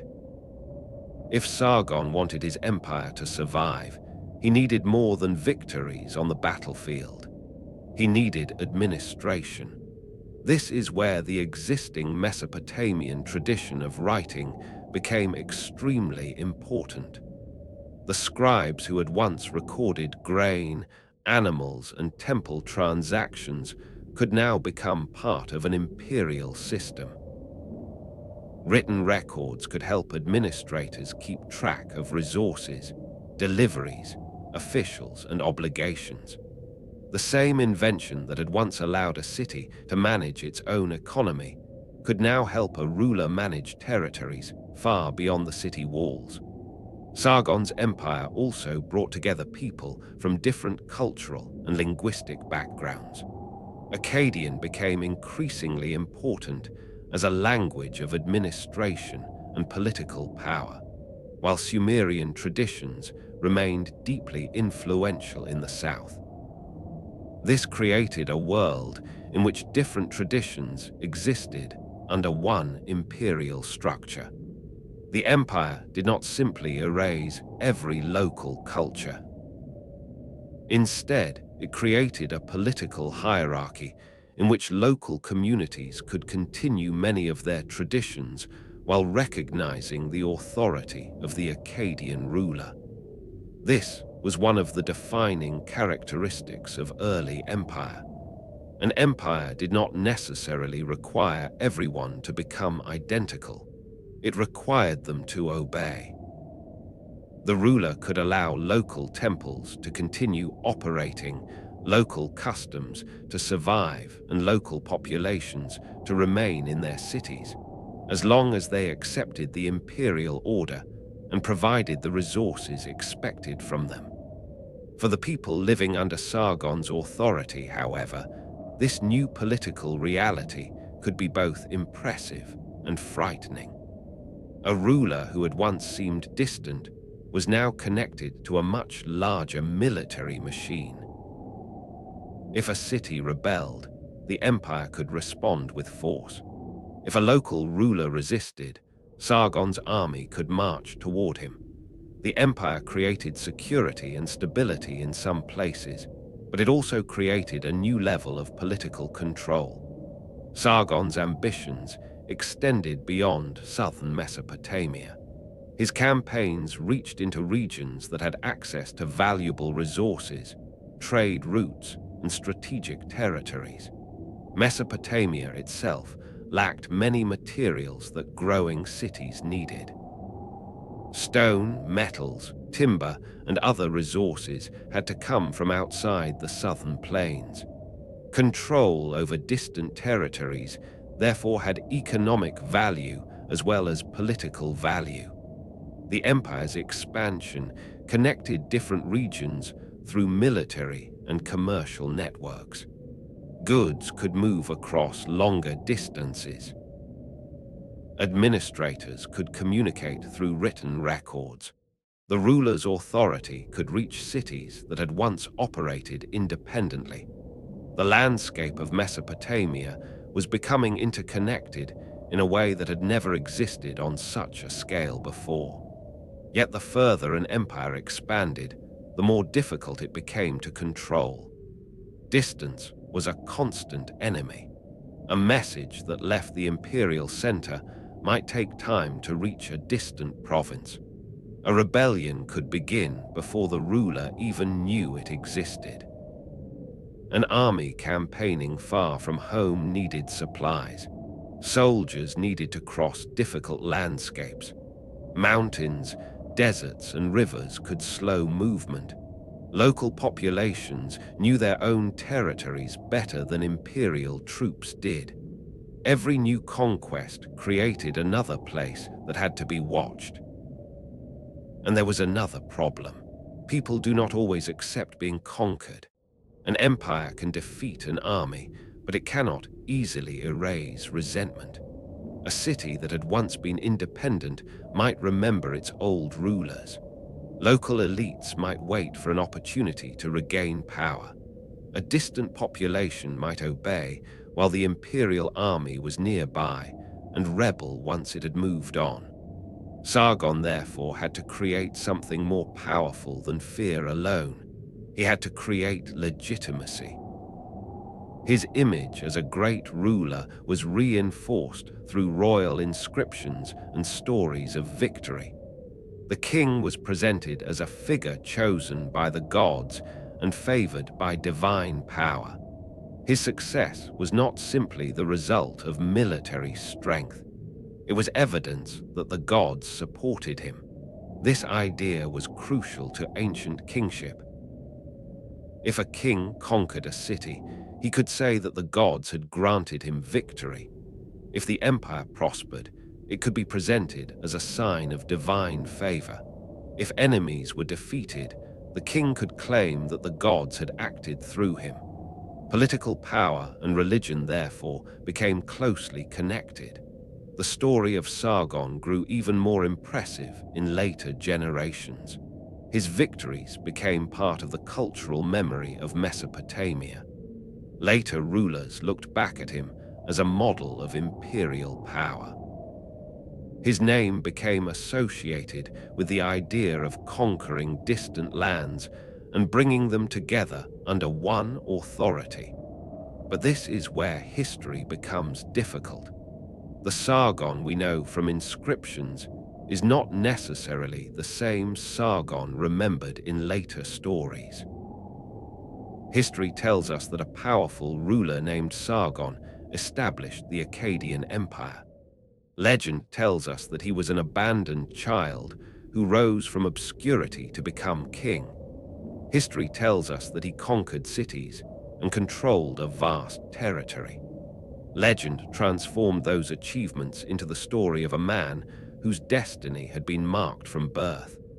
The difference matters because ancient societies did not always separate history and legend in the way modern historians try to do.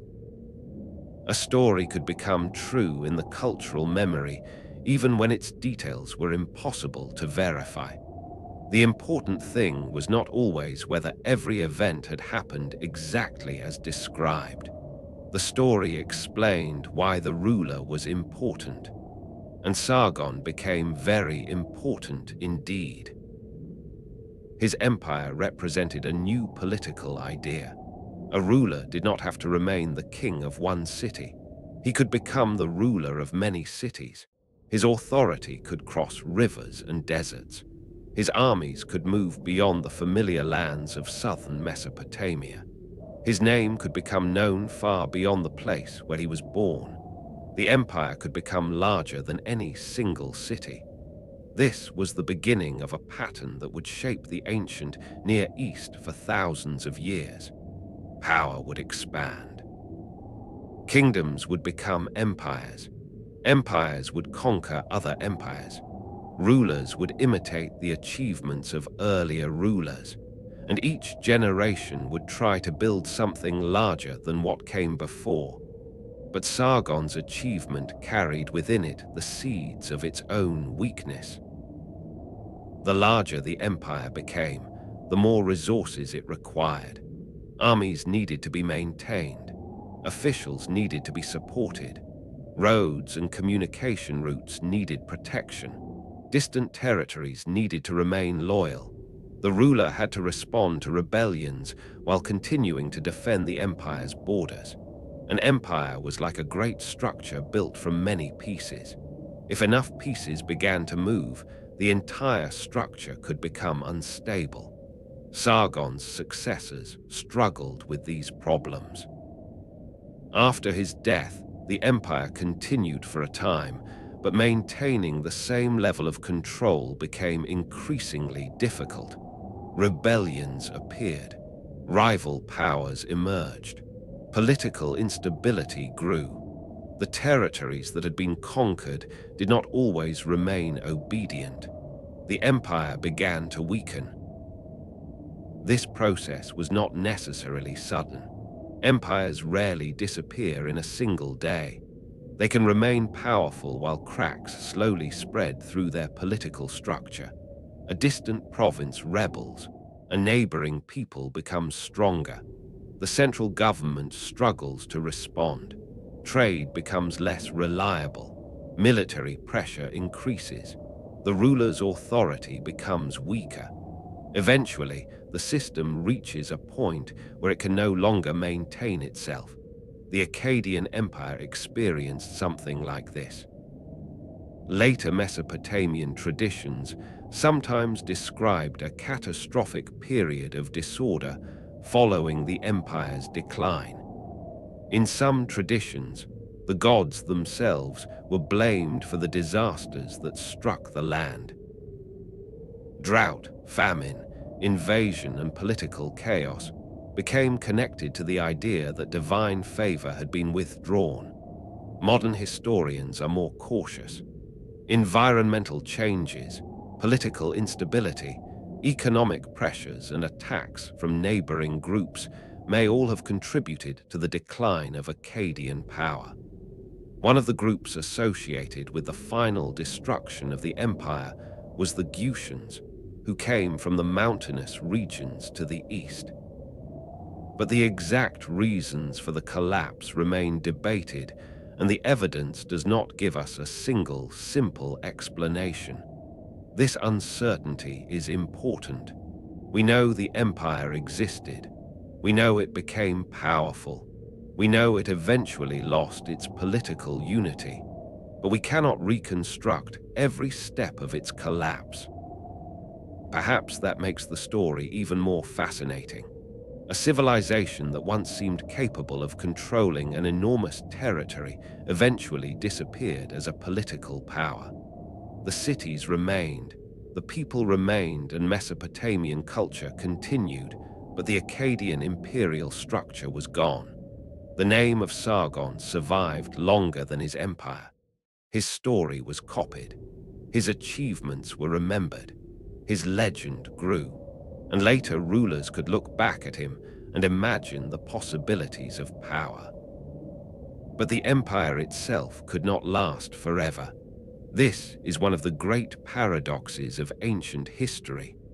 The ruler who appeared to unite an enormous world could not control time itself. The armies that crossed deserts could not prevent political change. The cities that submitted to Sargon would eventually outlive his dynasty. The empire that seemed so powerful would become another layer of history beneath the civilizations that followed. The Akkadian Empire therefore left behind more than ruins. It left behind an idea. The idea that Mesopotamia could be unified under a single imperial authority. The idea that a king could rule not merely a city, but a world of different peoples. The idea that military power, administration, writing, and religion could be combined to create something much larger than a traditional city-state. Later rulers would build upon that idea. Some would try to recreate Sargon's empire. Others would try to surpass it. And for thousands of years, Mesopotamian kings would continue to look toward the past for models of greatness. But there is something else worth remembering about Sargon. For all the stories about conquest and power, we still know remarkably little about the man himself. We do not know exactly what he looked like. We do not know what he felt when he first entered the great cities he conquered. We do not know what he thought when his army marched into unfamiliar lands. We do not know whether he ever feared that the empire he had built might one day disappear. Perhaps he believed his power would last. Perhaps he understood that every empire eventually changes. Perhaps he simply believed that the gods had given him a destiny that could not be denied. Whatever he believed, history eventually proved one thing: even the greatest empire is temporary. Sargon's soldiers marched across the ancient world. His administrators recorded the resources of conquered lands. His name became associated with kingship and conquest. His empire stretched farther than the city-states that came before it. But eventually, the armies stopped marching. The political system weakened. The empire disappeared, and the world moved on. Thousands of years later, we are left with fragments of that world. Clay tablets, broken inscriptions, ancient cities buried beneath layers of earth, stories copied by scribes who lived long after Sargon himself was gone. And among those fragments is the memory of a ruler who rose from uncertain origins and built one of the earliest great empires known to history. Perhaps the most mysterious part is not that Sargon conquered so much. It is that the empire he built could disappear so completely. If an empire that once controlled distant cities, commanded armies, and seemed powerful enough to reshape the ancient world could eventually collapse, then what was the real weakness hidden inside the first great empire? Long before the great empires of the ancient world rose and fell, before kings carved their victories into stone, and before history had learned to preserve the names of most rulers, the people of Mesopotamia were already telling a story about a king who feared the one thing no king could defeat: death. His name was Gilgamesh. He was remembered as the king of Uruk, one of the greatest cities of ancient Mesopotamia. Uruk had already become a powerful center of temples, walls, markets, and monumental buildings, and at the heart of its traditions stood the figure of Gilgamesh. Whether he was entirely historical or whether later generations transformed a real king into a legendary hero is still uncertain. There may have been a historical ruler behind the name.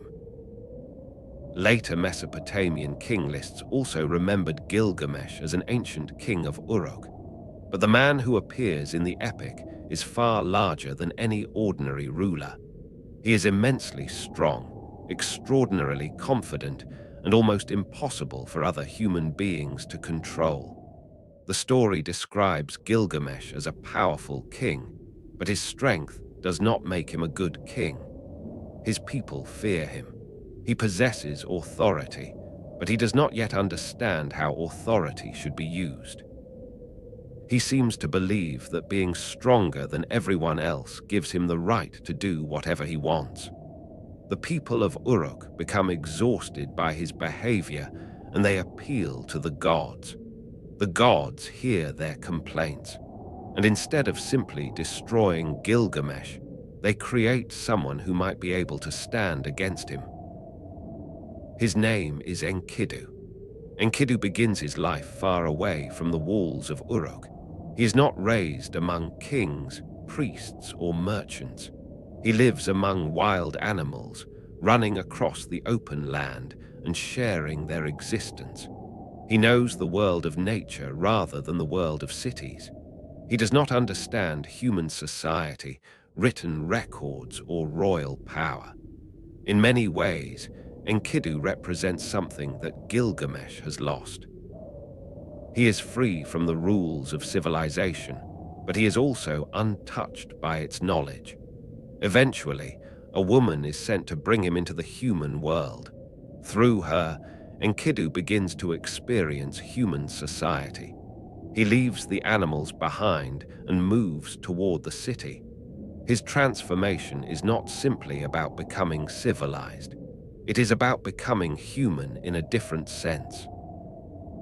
He begins to understand friendship, desire, food, clothing, work, and the complicated relationships that exist between people. And eventually, he hears about Gilgamesh. He hears about the powerful king of Uruk. He hears about the king whose strength seems to have no equal, and he decides to challenge him. When Enkidu finally enters Uruk, he and Gilgamesh meet as opponents. Neither is willing to step aside. They fight with enormous force, and for a moment the city itself seems to disappear around them. There is no army between them, no god standing in the street, and no kingly ceremony. There are simply two extraordinarily strong men testing one another, but something unexpected happens. Neither man can defeat the other. And from this struggle comes one of the most important friendships in ancient literature. Gilgamesh has finally met someone who is his equal. For the first time, he has found a person who does not fear his strength.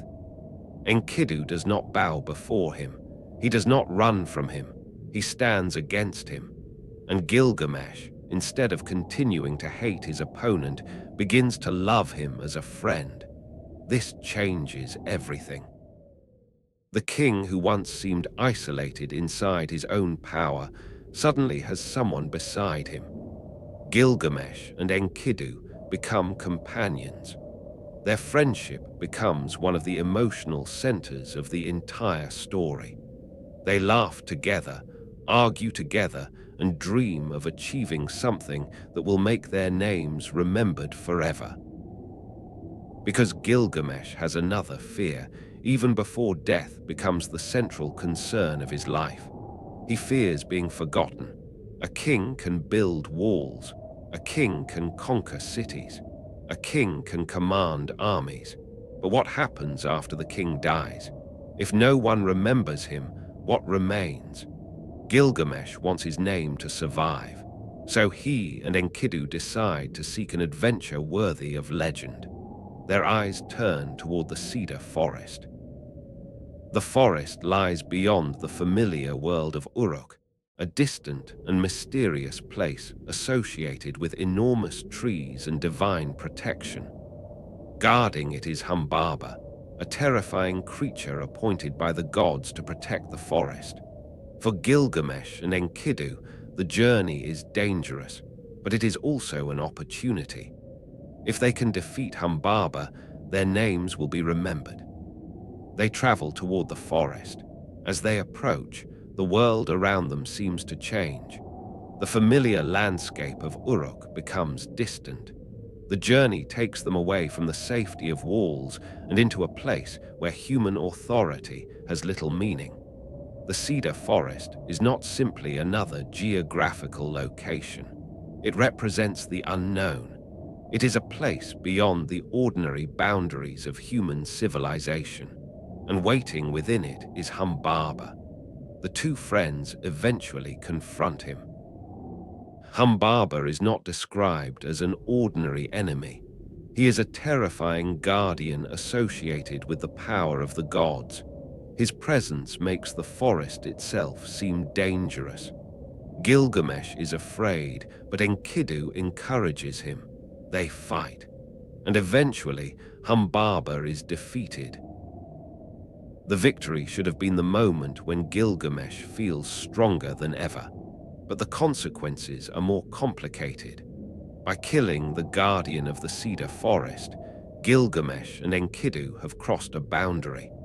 They have entered a realm protected by divine power and killed a being connected to the gods. Their victory, therefore, contains the beginning of danger. The gods are watching, and Gilgamesh still does not understand how fragile his position really is. When the two friends return to Uruk, their fame grows. Gilgamesh is celebrated as a great hero, but another powerful figure becomes interested in him. Ishtar, the goddess associated with love, sexuality, fertility, and power, turns her attention toward Gilgamesh. She offers him a place beside her. For an ordinary human being, such an offer would seem impossible to refuse. But Gilgamesh refuses, and he does something even more dangerous. He reminds Ishtar of the terrible fates that have come to some of her former lovers. His words are not gentle. He does not simply decline her offer. He insults her, and Ishtar becomes furious. She turns to the gods and demands revenge. Her answer is the bull of heaven. The creature is sent against Gilgamesh and the people of Uruk. It brings destruction and terror, but Gilgamesh and Enkidu face it together. Again, they win. Again, they defeat something associated with the divine world. And again, they believe that victory has made them stronger. But the gods have begun to lose patience. The two friends have crossed too many boundaries. Humbaba is dead. The bull of heaven is dead. And now the gods decide that one of the two must pay. Enkidu becomes the one chosen. He falls ill. At first, there may still be hope. But gradually, Enkidu realizes that he is going to die. This is the moment when the story changes completely. Until now, Gilgamesh has been a king seeking glory. He has been a hero looking for adventure. He has been a powerful man who believes that strength can overcome almost anything. But now his closest friend is dying. And Gilgamesh cannot fight death. He cannot challenge it with a sword. He cannot defeat it with physical strength. He cannot command it as he commands his soldiers. He cannot build a wall high enough to keep it away. Enkidu dies, and Gilgamesh is devastated. The man who once seemed almost invincible is suddenly helpless. He mourns his friend with a grief that is unlike anything he has experienced before. The epic spends time with this grief because it is the moment when Gilgamesh finally understands that strength cannot protect the people he loves. And something else becomes clear. If Enkidu can die, then Gilgamesh can die too. For the first time, the king truly understands his own mortality. Death is no longer an idea. It is no longer something that happens to distant people. It has taken the person closest to him. Gilgamesh begins to fear what will happen when his own time comes. He looks at his body. He thinks about his power. He thinks about the walls of Uruk. He thinks about everything he has achieved. And suddenly, none of it seems enough. He does not want to die. He does not want his name to disappear. He does not want to enter the same darkness that has taken Enkidu. So Gilgamesh leaves Uruk. The king begins a journey not for conquest, not for treasure, and not for glory. He begins a journey to escape death. He travels through unfamiliar lands, searching for someone who might know the secret of immortality. His journey takes him toward Utnapishtim, a mysterious figure who lives beyond the ordinary world of human beings. But before Gilgamesh can reach him, he must travel through places that seem almost outside the boundaries of human existence. He crosses dangerous landscapes and reaches the mountains associated with the ends of the earth. He encounters creatures and guardians who mark the boundaries between the familiar world and the unknown. The farther he travels, the less his royal identity seems to matter. In Uruk, Gilgamesh is a king. On this journey, he is simply a frightened human being. That distinction is important, because the entire journey is slowly stripping away the things Gilgamesh once believed made him powerful. His crown cannot save him. His army cannot accompany him everywhere. His wealth cannot buy immortality. His strength cannot defeat death. His reputation cannot change the nature of life.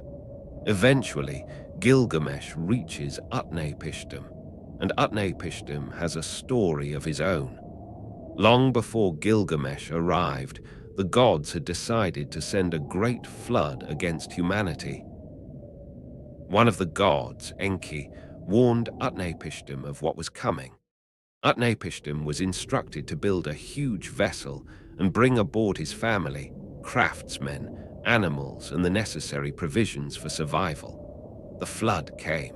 Water covered the land. The world as people knew it disappeared beneath the flood waters. For days, the vessel remained upon the water while the storm continued. Eventually, the waters began to fall. Utnapishtim released birds to discover whether the land had become visible again. Finally, the vessel came to rest. Life could begin again. The story is one of the most remarkable parts of the Epic of Gilgamesh, because it contains a flood tradition that predates the later biblical account of Noah by many centuries. The details are different, but the similarities are striking. A great flood, a chosen survivor, a large vessel, animals preserved from destruction, the search for dry land, and a world beginning again after the waters recede. But for Gilgamesh, the flood story is not simply an ancient tale. Utnapishtim has something Gilgamesh wants. He has escaped death, or at least he appears to have. Gilgamesh asks him how he achieved what no ordinary human being can achieve. And Utnapishtim explains that immortality was not something he earned through strength or courage. It was a gift granted by the gods under extraordinary circumstances.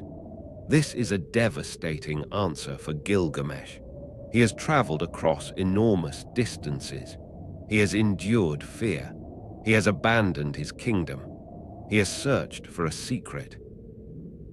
And now he discovers that immortality is not a prize that can simply be taken. Still, Utnapishtim gives him a test. If Gilgamesh wants to prove that he is worthy of escaping death, he must remain awake for several days. It sounds simple, but Gilgamesh has been exhausted by his journey. He falls asleep. The test is over. He has failed. The lesson is cruel but clear. Even the greatest king cannot command his own body forever. Even when he desperately wants to remain awake, his body eventually takes control. Gilgamesh's search continues, however, and he is eventually told of a plant hidden beneath the waters that can restore youth. This gives him another hope. Perhaps immortality is impossible. Perhaps eternal life is impossible. But maybe he can at least recover youth. Maybe he can return to Uruk and begin again. Gilgamesh finds the plant. He retrieves it from the depths. For the first time in a long while, hope returns. But he does not eat the plant immediately. He plans to take it back to Uruk. He wants to test it on an old man first. Then if it works, he will use it himself. But on the journey home, something happens. Gilgamesh stops beside a pool of water. He enters the water to bathe. And while he is distracted, a snake discovers the plant.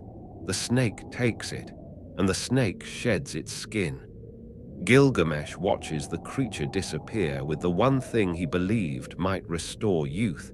His final hope is gone. The meaning of this moment is powerful. Gilgamesh has traveled farther than almost anyone. He has defeated monsters. He has fought alongside the strongest companion he ever knew.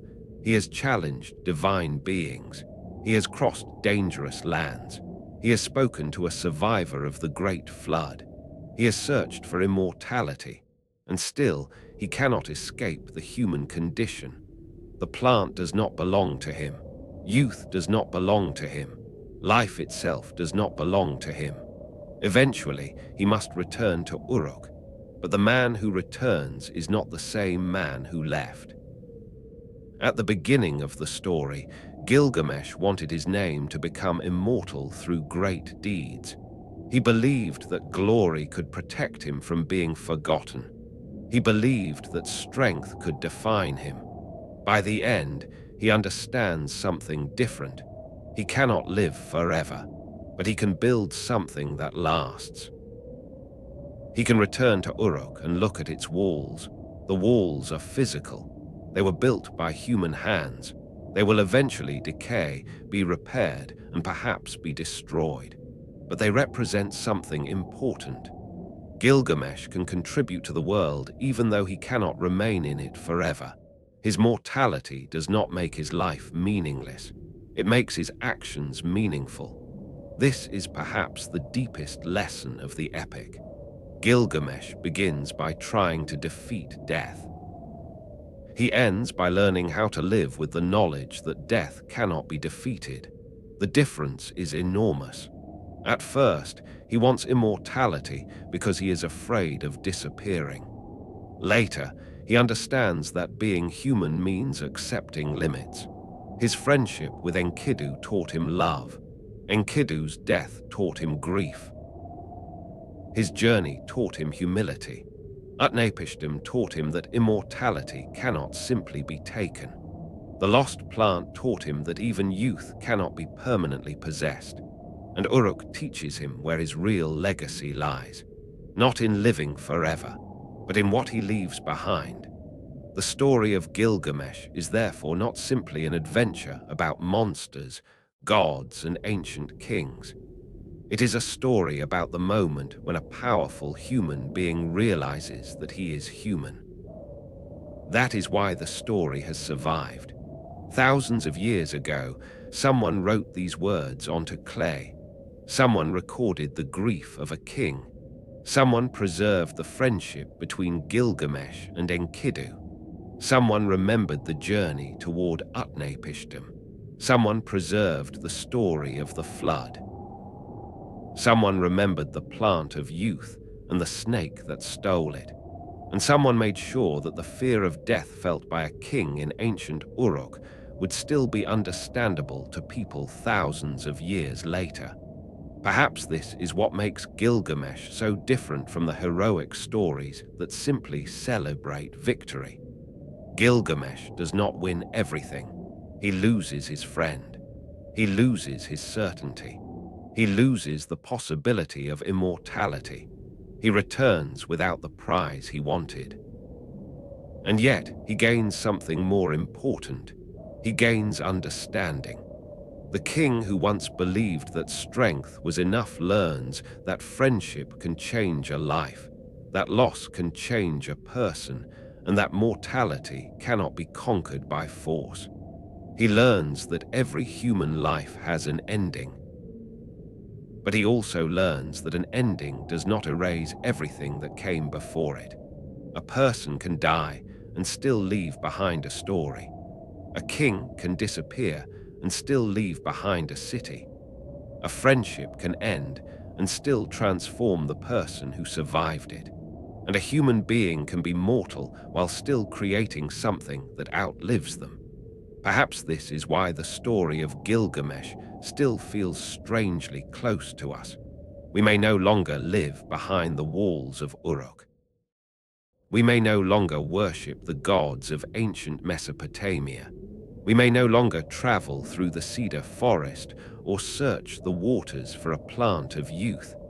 But we still fear losing the people we love. We still wonder what happens after death. We still wish that time could slow down. We still hope that something of us will remain after we are gone.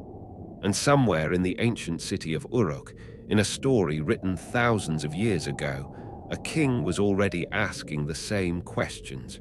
He had everything a human being could possibly possess: power, strength, fame, a great city, a loyal companion. And still, none of it could answer the one question that followed him into the darkness.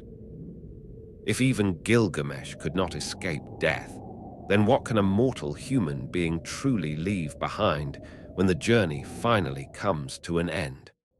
Long before the story of Noah became familiar to later generations, people living in Mesopotamia were already telling stories about a great flood. These stories were not preserved in a single form.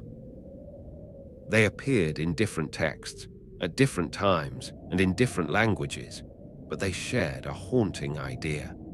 The world of human beings could be destroyed by water, and when the waters finally disappeared, only a small number of survivors remained to begin again. In the previous chapter, we followed Gilgamesh to the distant figure of Utnapishtim, the man who had survived a catastrophic flood and been granted a life beyond ordinary human limits. But Utnapishtim was not the beginning of the story. Long before his story was written into the epic of Gilgamesh, Mesopotamian scribes had already recorded another flood survivor, a man named Atrahasis. And behind both stories lies a mystery that has remained with us for thousands of years.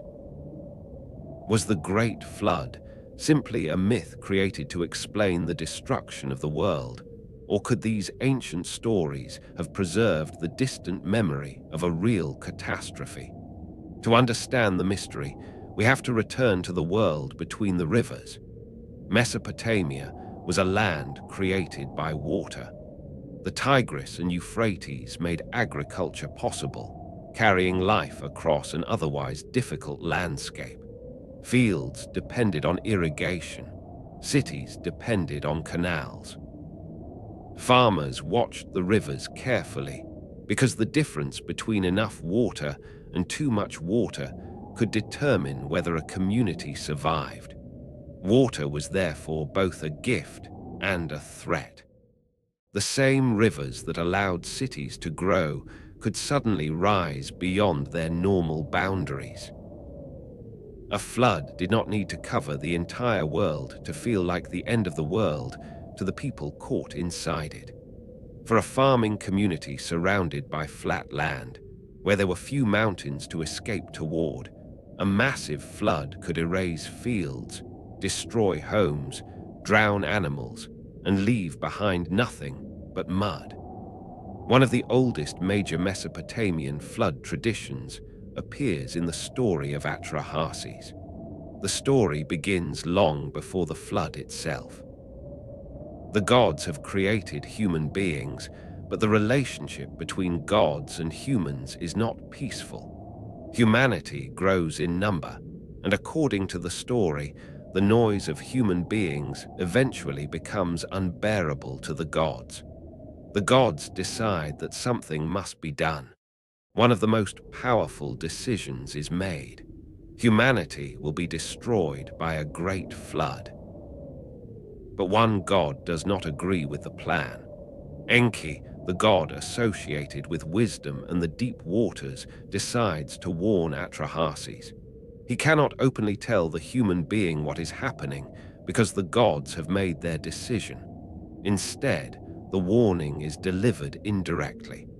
Atrahasis is instructed to build a vessel. He is told to abandon his possessions, gather what is necessary for survival, and prepare for the coming disaster.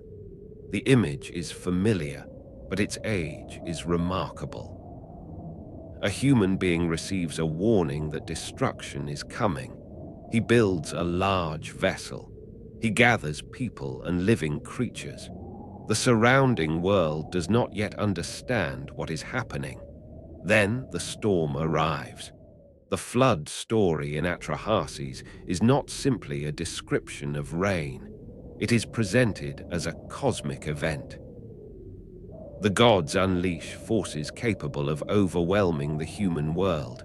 Water covers the land, and the ordinary structures of civilization disappear beneath it. The people who had lived in cities, worked in fields, and built temples are suddenly helpless before the flood. Their houses cannot protect them. Their wealth cannot protect them. Their political power cannot protect them. The flood makes everyone equal. Atrahasis survives because he was warned. When the waters eventually recede, the world is transformed. The survivors leave the vessel and begin to rebuild. The story does not simply end with survival. It asks what happens to humanity after such a catastrophe. How can people continue living in a world that has been nearly destroyed? How should the relationship between humans and gods change? And what does survival mean when so many others have disappeared? Centuries later, another version of the flood story appears in the Epic of Gilgamesh. This time, the survivor is Utnapishtim. Gilgamesh has traveled to him because he wants to discover how a mortal human being escaped death. Utnapishtim explains that long before Gilgamesh was born, the gods decided to destroy humanity with a flood. Enki, once again acting through wisdom, warns the chosen survivor. Utnapishtim builds a great vessel and gathers his family, craftsmen, animals, and provisions. The storm begins. The world disappears beneath the waters and the vessel eventually comes to rest after the flood. The similarities between the two stories are striking. In both, the gods decide to send a devastating flood. In both, a chosen human receives a warning. In both, a large vessel is constructed. In both, living beings are brought aboard. In both, the flood destroys the surrounding world. And in both, the survivor eventually leaves the vessel and begins a new phase of human existence. Yet the stories are not identical. That difference is important. Ancient Mesopotamian literature was not a single fixed tradition. Stories changed as they were copied, adapted, and retold. Different cities had different traditions. Different periods emphasized different gods. Different scribes could reshape an older story for their own audience. A flood story could therefore survive while changing its details over time. This is one reason why it is dangerous to treat ancient myths as if they were modern historical reports. The people who wrote these stories were not trying to write archaeology textbooks. They were explaining their world through stories involving gods, divine decisions, and supernatural events. The purpose was often religious, philosophical, or cultural, rather than historical in the modern sense. But that does not mean that every detail was invented from nothing. This is where the mystery becomes more interesting. Could a real flood have inspired these stories? Mesopotamia experienced floods. There is no question about that. The rivers were unpredictable, and settlements along their banks were vulnerable. Archaeologists have discovered evidence of flooding at several ancient Mesopotamian sites. Layers of water-deposited sediment have sometimes been found between archaeological layers, suggesting that major flooding occurred at particular periods. The difficulty is that these floods do not all belong to the same time, and they do not prove that a single enormous flood covered all of Mesopotamia, let alone the entire world. This distinction matters. A flood can be historically real without the later story being historically literal.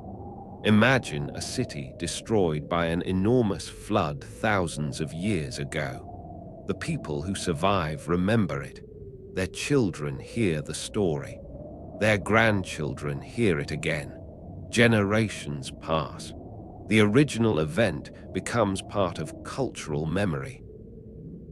As the story is retold, details change. The flood becomes larger.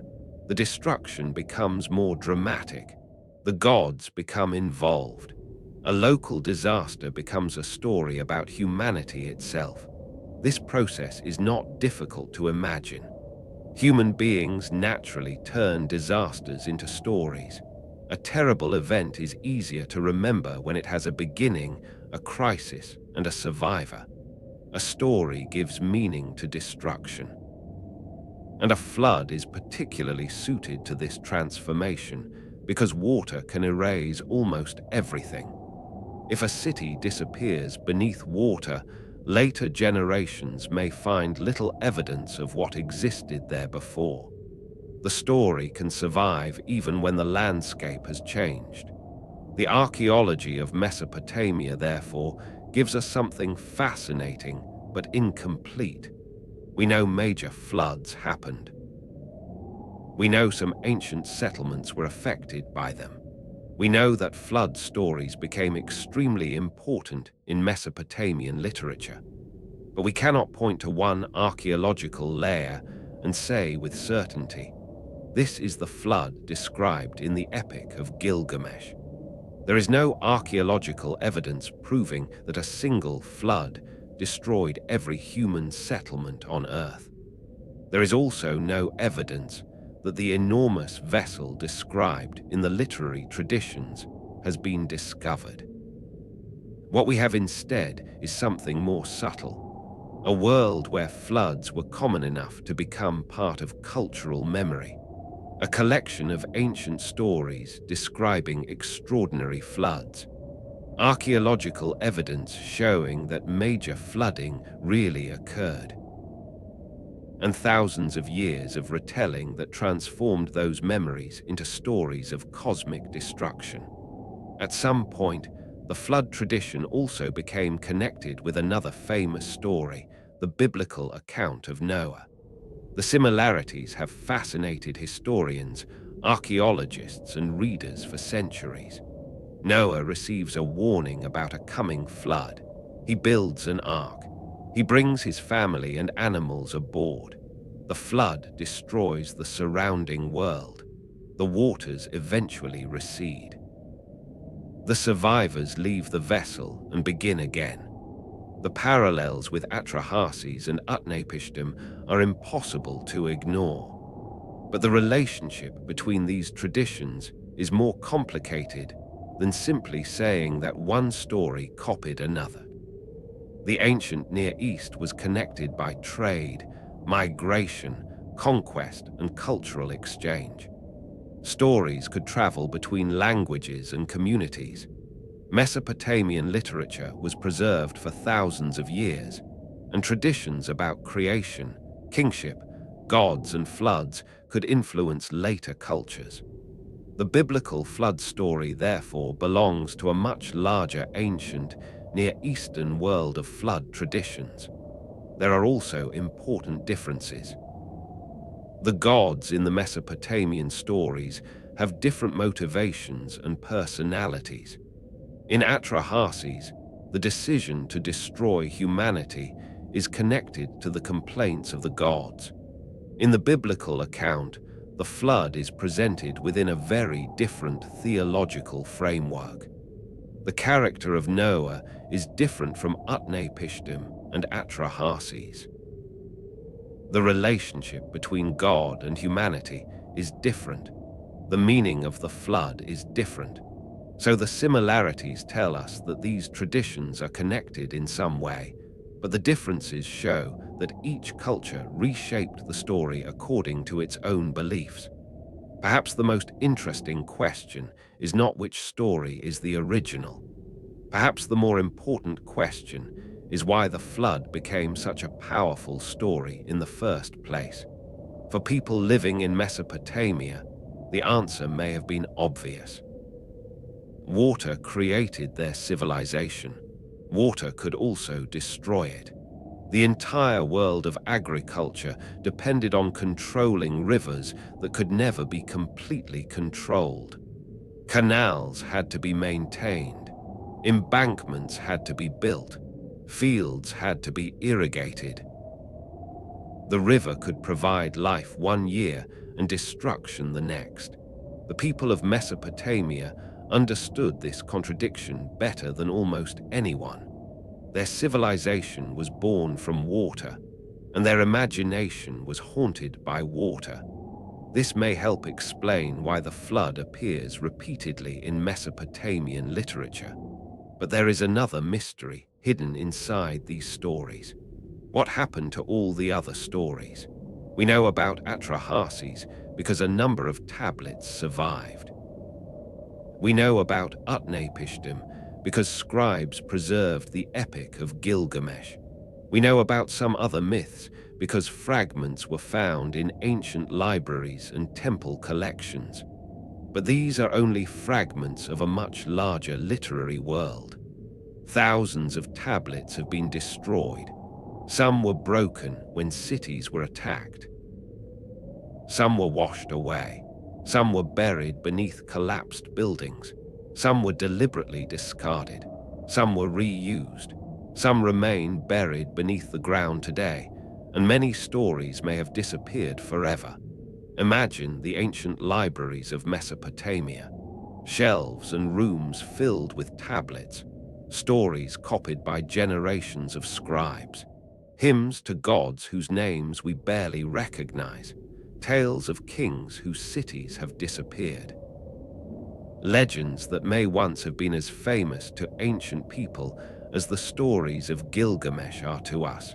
Most of those voices are gone. What we know is only what happened to survive. This creates a strange problem for historians. The ancient world we can reconstruct is not the entire ancient world. It is the surviving portion. Every archaeological discovery can change our understanding because another fragment may suddenly appear. A broken tablet can complete a sentence that has been incomplete for thousands of years. A few lines can reveal the name of a forgotten king. A fragment of a myth can show that a story we thought was unique actually belonged to a much larger tradition. This is why the ancient Near East still contains so many mysteries. The missing pieces are not necessarily hidden because someone deliberately concealed them. They are hidden because time destroys things. The people of Mesopotamia wrote on clay because clay was available and durable. But even clay cannot survive every disaster. Buildings collapse. Fires can break tablets. Water can erode them. Later civilizations can build over earlier cities.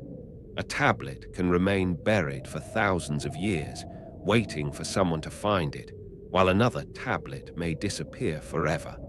The stories that survived, therefore, give us a strange mixture of knowledge and silence. We know that Mesopotamian people told flood stories. We know they believed the gods could destroy humanity. We know they imagined chosen survivors. We know they told stories about a great vessel. We know that floods really happened in the region. But we do not know exactly what event, if any, lies behind the oldest version of the tradition. Maybe there was one catastrophic flood that became the foundation of the story.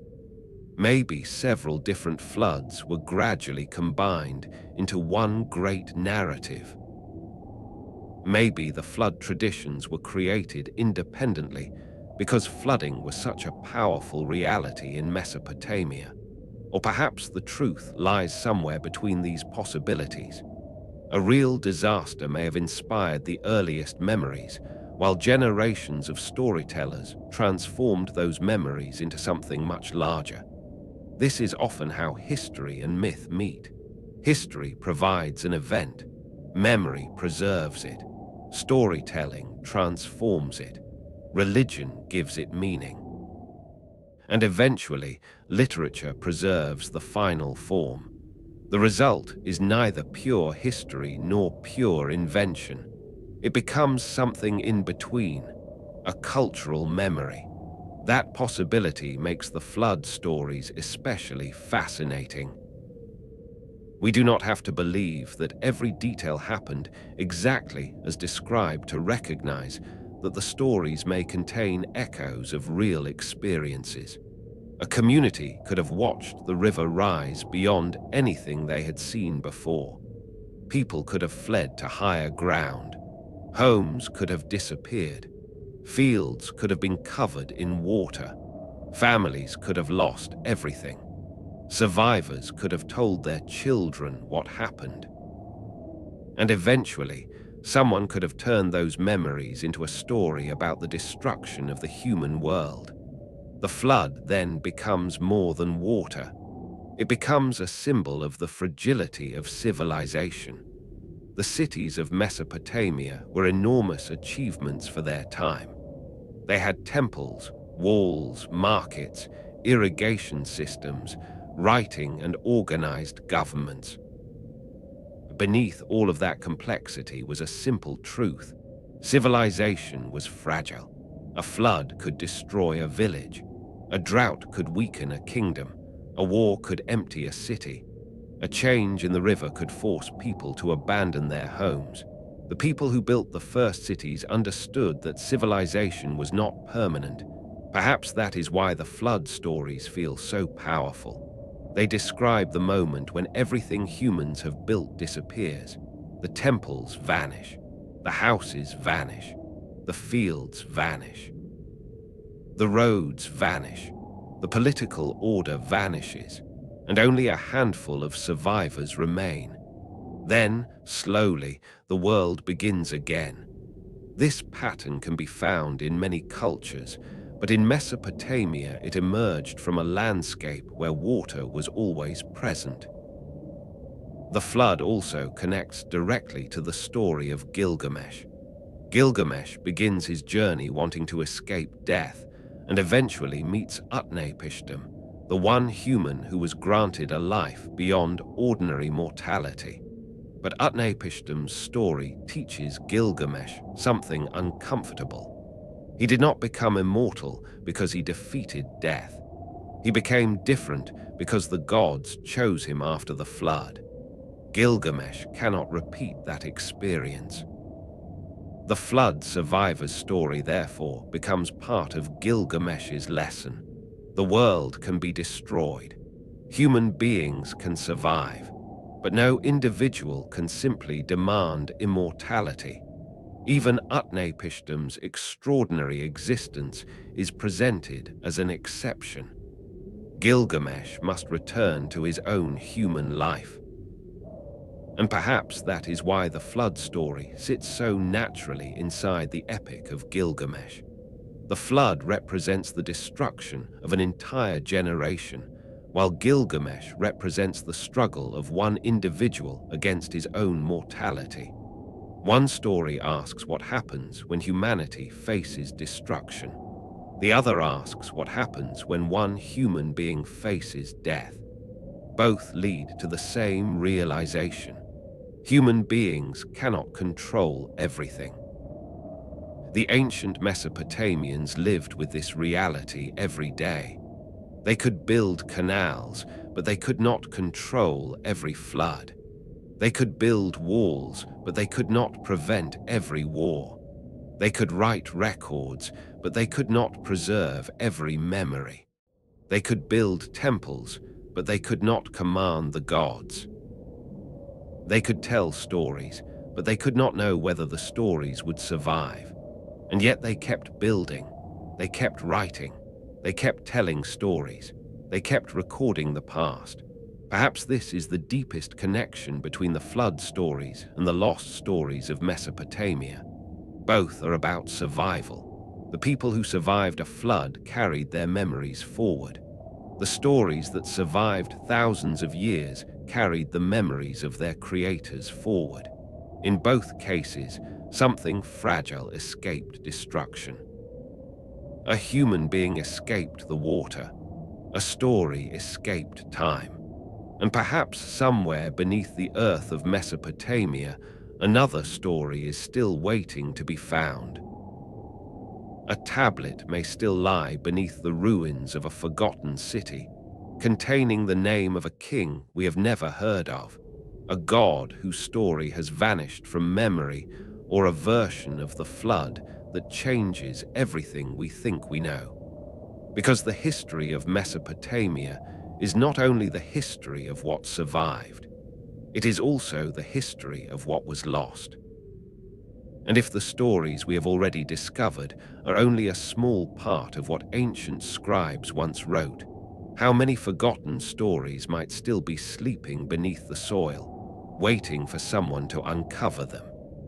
By the time Babylon began to rise, Mesopotamia had already witnessed the birth of cities, the creation of writing, the rise of kings, and the formation of the first great empire. The old cities had competed, conquered one another, and disappeared, while new powers rose from their ruins. But in the early second millennium BCE, another city began to gather strength along the Euphrates. Its name was Babylon. At first, Babylon was only one of many political centers in the region. It did not yet possess the overwhelming reputation it would acquire in later centuries. But under one determined ruler, the city would become the center of a powerful kingdom, and the name of Babylon would eventually become one of the most famous names in the ancient world. That ruler was Hammurabi. When Hammurabi came to power, Mesopotamia was not a peaceful and unified land. Several kingdoms competed for territory and influence. Cities controlled agricultural lands, canals, and trade routes, while rulers constantly watched their neighbors for signs of weakness. Babylon itself was not initially the dominant power. Hammurabi inherited a relatively modest kingdom, but he understood that the political landscape around him could be changed. His early years as king were not simply a series of dramatic conquests. Hammurabi spent time strengthening Babylon, developing its institutions, and carefully observing the rival powers around him. He made alliances when they were useful and waited for opportunities when his enemies were divided. Over time, the balance began to change. One by one, Hammurabi's rivals were defeated. The kingdom of Babylon expanded. Territories that had once belonged to other rulers came under Babylonian authority. Cities that had previously been independent became part of a larger political system. And as Babylon's territory grew, Hammurabi faced the same problem that had confronted Sargon centuries earlier. Conquest could create an empire or kingdom, but conquest alone could not hold it together. A larger kingdom meant more farmers, more merchants, more craftsmen, more soldiers, and more disputes. It meant more fields that needed irrigation, more canals that needed maintenance, and more transactions that needed to be regulated. It also meant that people who had once lived under different rulers now had to live under the authority of Babylon. A growing state needed rules. And Hammurabi became famous for creating some of the most detailed written laws that have survived from the ancient world. The laws of Hammurabi were carved into a large stone monument. At the top, Hammurabi is represented before the god Shamus, the god associated with justice. The image itself carries an important message. Hammurabi was not presenting the laws as simple personal decisions. He was presenting himself as a ruler who had received authority to establish justice. Below the image, hundreds of legal provisions were recorded. They dealt with subjects that may seem surprisingly familiar: property, trade, debt, marriage, divorce, inheritance, agriculture, wages, construction, theft, assault, business agreements, damage to crops, responsibility for professional mistakes. The laws reveal something remarkable about Babylonian society. Daily life had become complicated enough that disputes could arise in almost every area of human activity. A farmer could have a disagreement with a neighbor over irrigation. A merchant could have a dispute over a loan. A builder could be held responsible if a poorly constructed house collapsed. A husband and wife could face legal questions about property and divorce. An owner could argue over the loss of an animal. The law attempted to create a framework for all of these situations, but the famous phrase associated with Hammurabi's laws is probably the one most people remember: an eye for an eye. The principle of proportional punishment appears in several laws, but the system was more complicated than the simple phrase suggests. Punishments depended on the circumstances of the crime and, importantly, on the social status of the people involved. Babylonian society was not based on equality in the modern sense. There were different social groups. Free people could possess property and participate in economic life in ways that differed from enslaved people. Wealth and social position affected legal treatment. A punishment considered appropriate for one person could be different for another. This is one of the most important things to understand when reading the laws of Hammurabi. They were not written as a declaration that every human being possessed identical legal rights. They were designed to maintain order within a hierarchical society. The law recognized differences between social classes and often reflected those differences. At the same time, the very existence of detailed written rules tells us something important. Hammurabi's government understood that people needed predictable rules for economic and social life. The laws attempted to define what should happen when agreements were broken, when property was damaged, or when someone caused harm to another person. In some cases, the punishment was severe. In others, compensation was required. A person might have to repay the value of damaged property. A worker might receive a specified wage. A merchant could be held responsible for certain transactions. A farmer could face consequences for failing to maintain irrigation works properly. The laws therefore tell us not only about crime and punishment, but about the structure of Babylonian society itself. Consider agriculture. Babylon's wealth depended heavily on the land surrounding the Euphrates and on an enormous network of canals. Without irrigation, large areas of southern Mesopotamia could not produce reliable harvests. But canals also created shared responsibilities. Water moving through one farmer's land could affect another farmer's field. If an embankment failed and water flooded neighboring crops, the damage could spread quickly.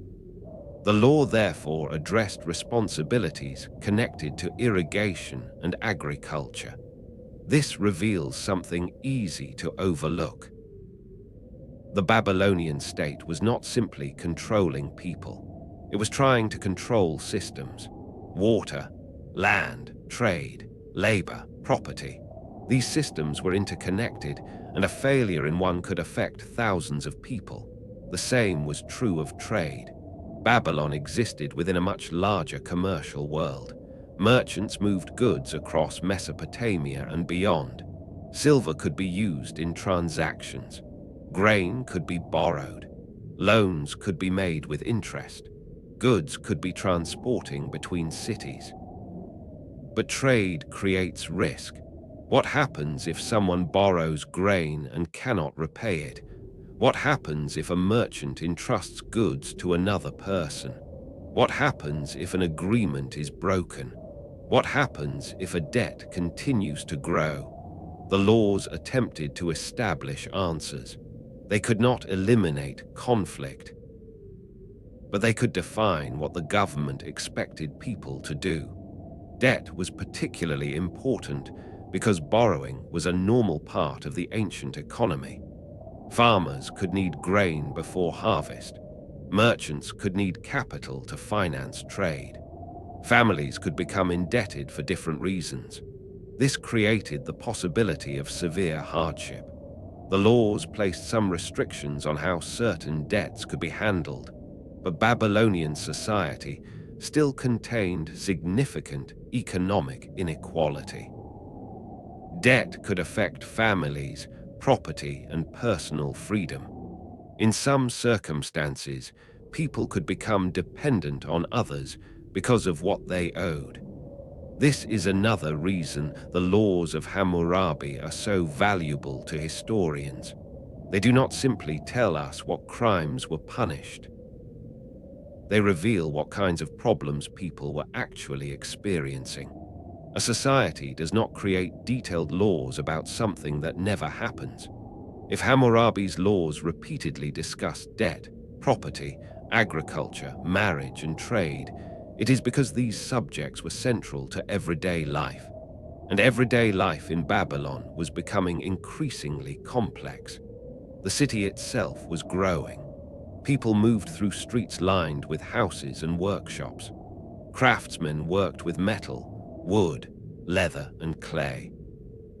Merchants exchanged goods. Farmers brought produce into the city. Priests served the temples. Officials recorded transactions. Laborers worked on construction and irrigation projects. The city was not simply a collection of buildings. It was a living network. At its center stood temples and institutions that controlled enormous resources. Religion and government were deeply connected. The gods were believed to influence the prosperity of the city, while the king presented himself as the protector of the people and the servant of divine order.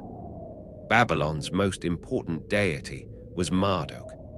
During Hammurabi's time, Marduk was becoming increasingly important, and Babylon's political rise was closely connected to the growing prestige of its patron god. This connection between city and deity was characteristic of Mesopotamia. A city did not simply belong to its inhabitants. It was also understood as the domain of its gods. The temple was therefore both a religious institution and an economic center. It could control land, employ workers, receive offerings, and participate in the redistribution of resources. The palace had its own economic power. Together, these institutions formed a system capable of organizing large populations, and Hammurabi stood at the center of it. His authority depended on more than soldiers. He needed officials. He needed scribes. He needed tax collectors. He needed administrators. He needed local authorities who would carry his decisions into distant territories. Writing made this possible. The same invention that had once been used to record simple quantities of grain had now become a tool of government. A legal decision could be written down. A contract could be recorded. A loan could be documented.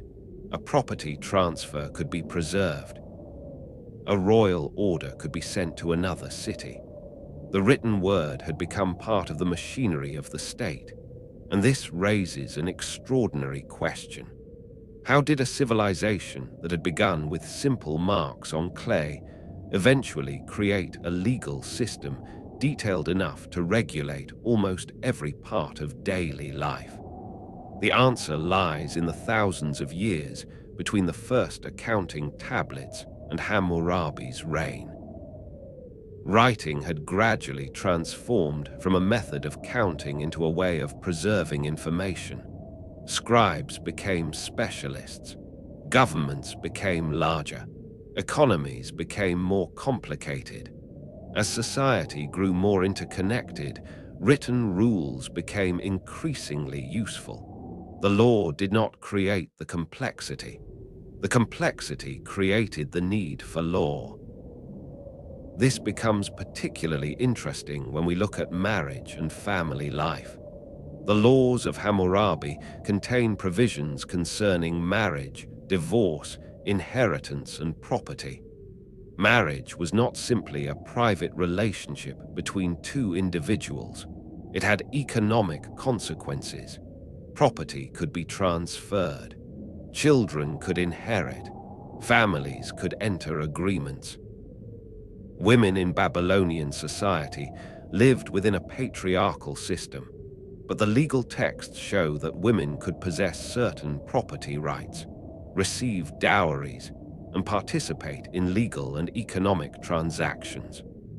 Their rights were not identical to those of men, and they were shaped by social status and circumstance. But the evidence challenges the simplistic idea that women in ancient Mesopotamia had no legal or economic agency. Marriage could involve agreements concerning property. Divorce could have financial consequences. A woman's dowry could remain important to her economic position. Inheritance could determine the future of an entire family. Again, the law reveals how deeply economic concerns were connected to ordinary relationships. Even love and marriage existed within a world of property, inheritance, and social responsibility. The laws also tell us something about professional life. A builder, for example, could be held responsible for the consequences of a badly constructed building. If a house collapsed and caused death, the punishment could be extremely severe. To a modern reader, such laws may seem shocking, but they reveal an important principle. Responsibility was attached to professional skill. If someone was trusted with an important task, the law could hold that person accountable for failure. This idea may sound familiar today. Contracts, professional responsibility, and compensation all have ancient roots. The Babylonian legal system was not modern, but it demonstrates that people living thousands of years ago faced many of the same practical problems that human societies continue to face. How much should someone be paid? Who owns a piece of land? What happens when a debt cannot be repaid? Who is responsible when property is damaged? What happens when a marriage ends? What should happen when someone causes harm? These are not uniquely modern questions. They are human questions. And Hammurabi's laws preserve some of the earliest detailed answers we have. But there is another side to Babylon that is easier to forget when we focus on laws. The city was also a place of wealth. Its position along the Euphrates connected it to agricultural lands and trade routes. Grain, Dates and other agricultural products moved through the region. Craftsmen produced goods for local consumption and wider trade.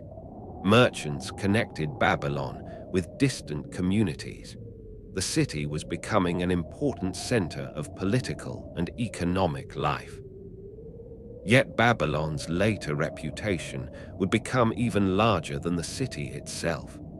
Centuries after Hammurabi, Babylon would become associated with enormous walls, monumental temples, and legendary wealth. Later traditions would transform the city into a symbol of grandeur and excess. The biblical world would remember Babylon with a mixture of fear and fascination. Greek writers would describe its extraordinary monuments. Later generations would imagine Babylon as one of the greatest cities ever built. But Hammurabi's Babylon was not yet the Babylon of those later legends. This distinction is important. When we imagine Babylon today, we often picture the later Neo-Babylonian city associated with Nebuchadnezzar II, the Ishtar Gate, and the monumental architecture of the first millennium BCE. Hammurabi lived many centuries earlier. His Babylon was already important, but it was part of a different historical world. The city that would later become almost mythical was still growing. Hammurabi was building the foundations. His political success transformed Babylon from a regional kingdom into a major power. His laws gave his rule an enduring written identity. His administration strengthened the institutions of the state. But like every ruler before him, Hammurabi could not control what would happen after his death. The kingdom he built would face new challenges. Other powers would rise. Political control would weaken. Babylon would be conquered, restored, and conquered again. Its rulers would change. Its gods would gain or lose importance. Its streets would eventually fall silent. But the stone monument carrying Hammurabi's laws would survive. That is one of the great ironies of ancient history. The kingdom did not last forever. The political system changed. The city itself would be transformed many times. But a written record of one king's attempt to establish order survived for thousands of years. Today, we can still read the words carved into that monument. We can see how Hammurabi imagined justice. We can see what kinds of disputes concerned Babylonian society. We can see the differences between social classes. We can see the importance of agriculture, trade, debt, and property. We can glimpse the legal position of women and families. And we can see how deeply the ancient state had entered everyday life. The laws of Hammurabi, therefore, tell us something much larger than the story of one king. They show us a civilization trying to make a complicated world predictable. The rivers were unpredictable. Harvests were unpredictable. Markets were unpredictable. People were unpredictable. But the law attempted to create boundaries. If this happens, then this should follow. If a contract is broken, there should be a consequence. If property is damaged, someone should compensate the owner. If a debt is created, its terms should be known. If a marriage ends, property should be dealt with according to established rules. The law was an attempt to turn uncertainty into order. Perhaps that is why Hammurabi's monument feels surprisingly modern. Not because Babylonian society was modern. It was not, but because the problems being regulated were deeply human. People wanted security. They wanted to know what belonged to them. They wanted agreements to mean something. They wanted disputes to have an answer. They wanted the world around them to be understandable. And Hammurabi presented himself as the ruler who could provide that order. Yet there is a darker question beneath this achievement. Laws can protect people, But laws can also reinforce the power of those who create them. A king who defines justice also defines punishment. A ruler who establishes order also decides what counts as disorder. The people of Babylon therefore lived inside a system that could provide stability while maintaining a strict hierarchy. The same monument that speaks of justice also reminds us that justice in ancient Babylon was not the same thing as equality. The world was divided. Kings stood above ordinary people. Wealth mattered. Status mattered. Gender mattered. Freedom mattered. And the law reflected those differences. This makes Hammurabi's Babylon neither a perfect civilization nor a primitive one. It was something more complicated. It was a society attempting to solve enormous problems with the tools available to it. It built canals because crops needed water. It developed writing because governments needed records. It created laws because complex societies needed rules. It built temples because people believed the gods controlled the forces of life. It built palaces because kings needed institutions through which to govern. And it built a city that would eventually become one of the most famous names in history. But perhaps the most haunting thing about Babylon is what happened after all of this. The streets where merchants once negotiated prices became ruins. The houses where families once argued and laughed disappeared. The canals slowly changed. The rulers whose names once inspired fear became distant figures in ancient records. The city continued through many transformations, but eventually Babylon itself became a memory. Yet the questions that Hammurabi's laws tried to answer never disappeared. Who owns what? Who is responsible? What is fair? How should society punish wrongdoing? How should people live together? Thousands of years ago, in a city beside the Euphrates, a king tried to answer those questions in stone. And perhaps the most remarkable part is that we can still listen to him. But as Babylon grew stronger and its laws brought order to an increasingly complicated society, another question began to emerge.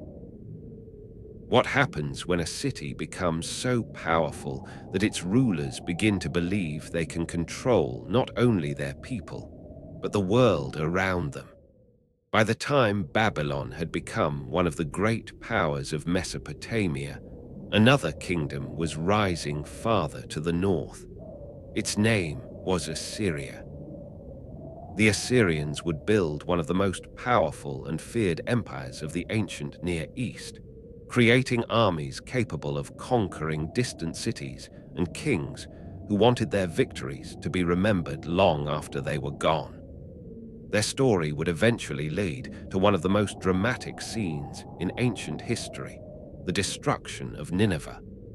Assyria grew around the northern part of Mesopotamia, in a region that was different from the flat southern plains of Babylon and Sumer. Its cities became important centers of trade and political power, and over time, the Assyrian kings began expanding their territory. At first, Assyria was one kingdom among many, but its rulers gradually developed a military system capable of turning a regional kingdom into an empire. The Assyrian army was highly organized. Soldiers used bows, spears, and shields, while specialized troops operated siege equipment. Assyrian armies became particularly famous for siege warfare. When an enemy city refused to surrender, the Assyrians could surround it, cut off its supplies, and attack its walls using siege towers, battering rams and other machines. For a city behind strong walls, the sight of an Assyrian army approaching must have been terrifying. The Assyrian kings understood the power of fear. Their royal inscriptions and palace reliefs often described their victories in great detail. They wanted enemies to know what would happen if they resisted. At the same time, they wanted their own people to believe that the king was protected by the gods and capable of defeating every rival. This created the frightening reputation that followed Assyria across the ancient world. But the Assyrian kings were not interested only in war. They were also deeply concerned with knowledge and memory. One of the most remarkable examples was Ashurbanipal, one of the last great kings of Assyria. Ashurbanipal was unusual among ancient rulers because he was highly interested in writing and scholarship. He ordered scribes to collect and copy texts from across Mesopotamia. These tablets were gathered in Nineveh, the great Assyrian capital. Among the thousands of tablets preserved, there were myths, religious texts, medical knowledge, omens, royal records, and ancient literary works. And among them was the Epic of Gilgamesh. Centuries after the story had first been told, Assyrian scribes were copying it onto clay tablets. Without their work, much of the story we know today might have disappeared. This is one of the strange patterns of Mesopotamian history. Kings conquered cities, armies destroyed kingdoms, but scribes preserved stories. The same empire that became famous for its violence also helped preserve some of humanity's oldest literature. Nineveh itself became an enormous city. Its palaces and walls represented Assyrian power, while its libraries represented another kind of power, the power to collect and preserve knowledge. But empires rarely remain at their peak forever. Assyria had enemies on many sides. Its empire was enormous, and controlling distant territories required constant military pressure. Rebellions appeared. Conquered peoples resisted. Rival kingdoms watched for opportunities. Eventually, Assyria faced a powerful coalition. Babylon rebelled. The Medes joined the struggle. The Assyrian Empire began to weaken. Then came the final attack on Nineveh. The city that had once represented Assyrian power was surrounded. The armies of its enemies broke through. Nineveh fell. The destruction was enormous. Palaces were burned. Buildings collapsed. The political center of one of the most powerful empires of its age disappeared. And then something remarkable happened. The city was abandoned. Time covered its ruins. Earth and dust slowly buried the remains of its palaces and streets. The empire disappeared from the landscape. For centuries, Nineveh became little more than a name preserved in ancient texts. The people who had once lived there were gone. The kings who had commanded enormous armies were gone.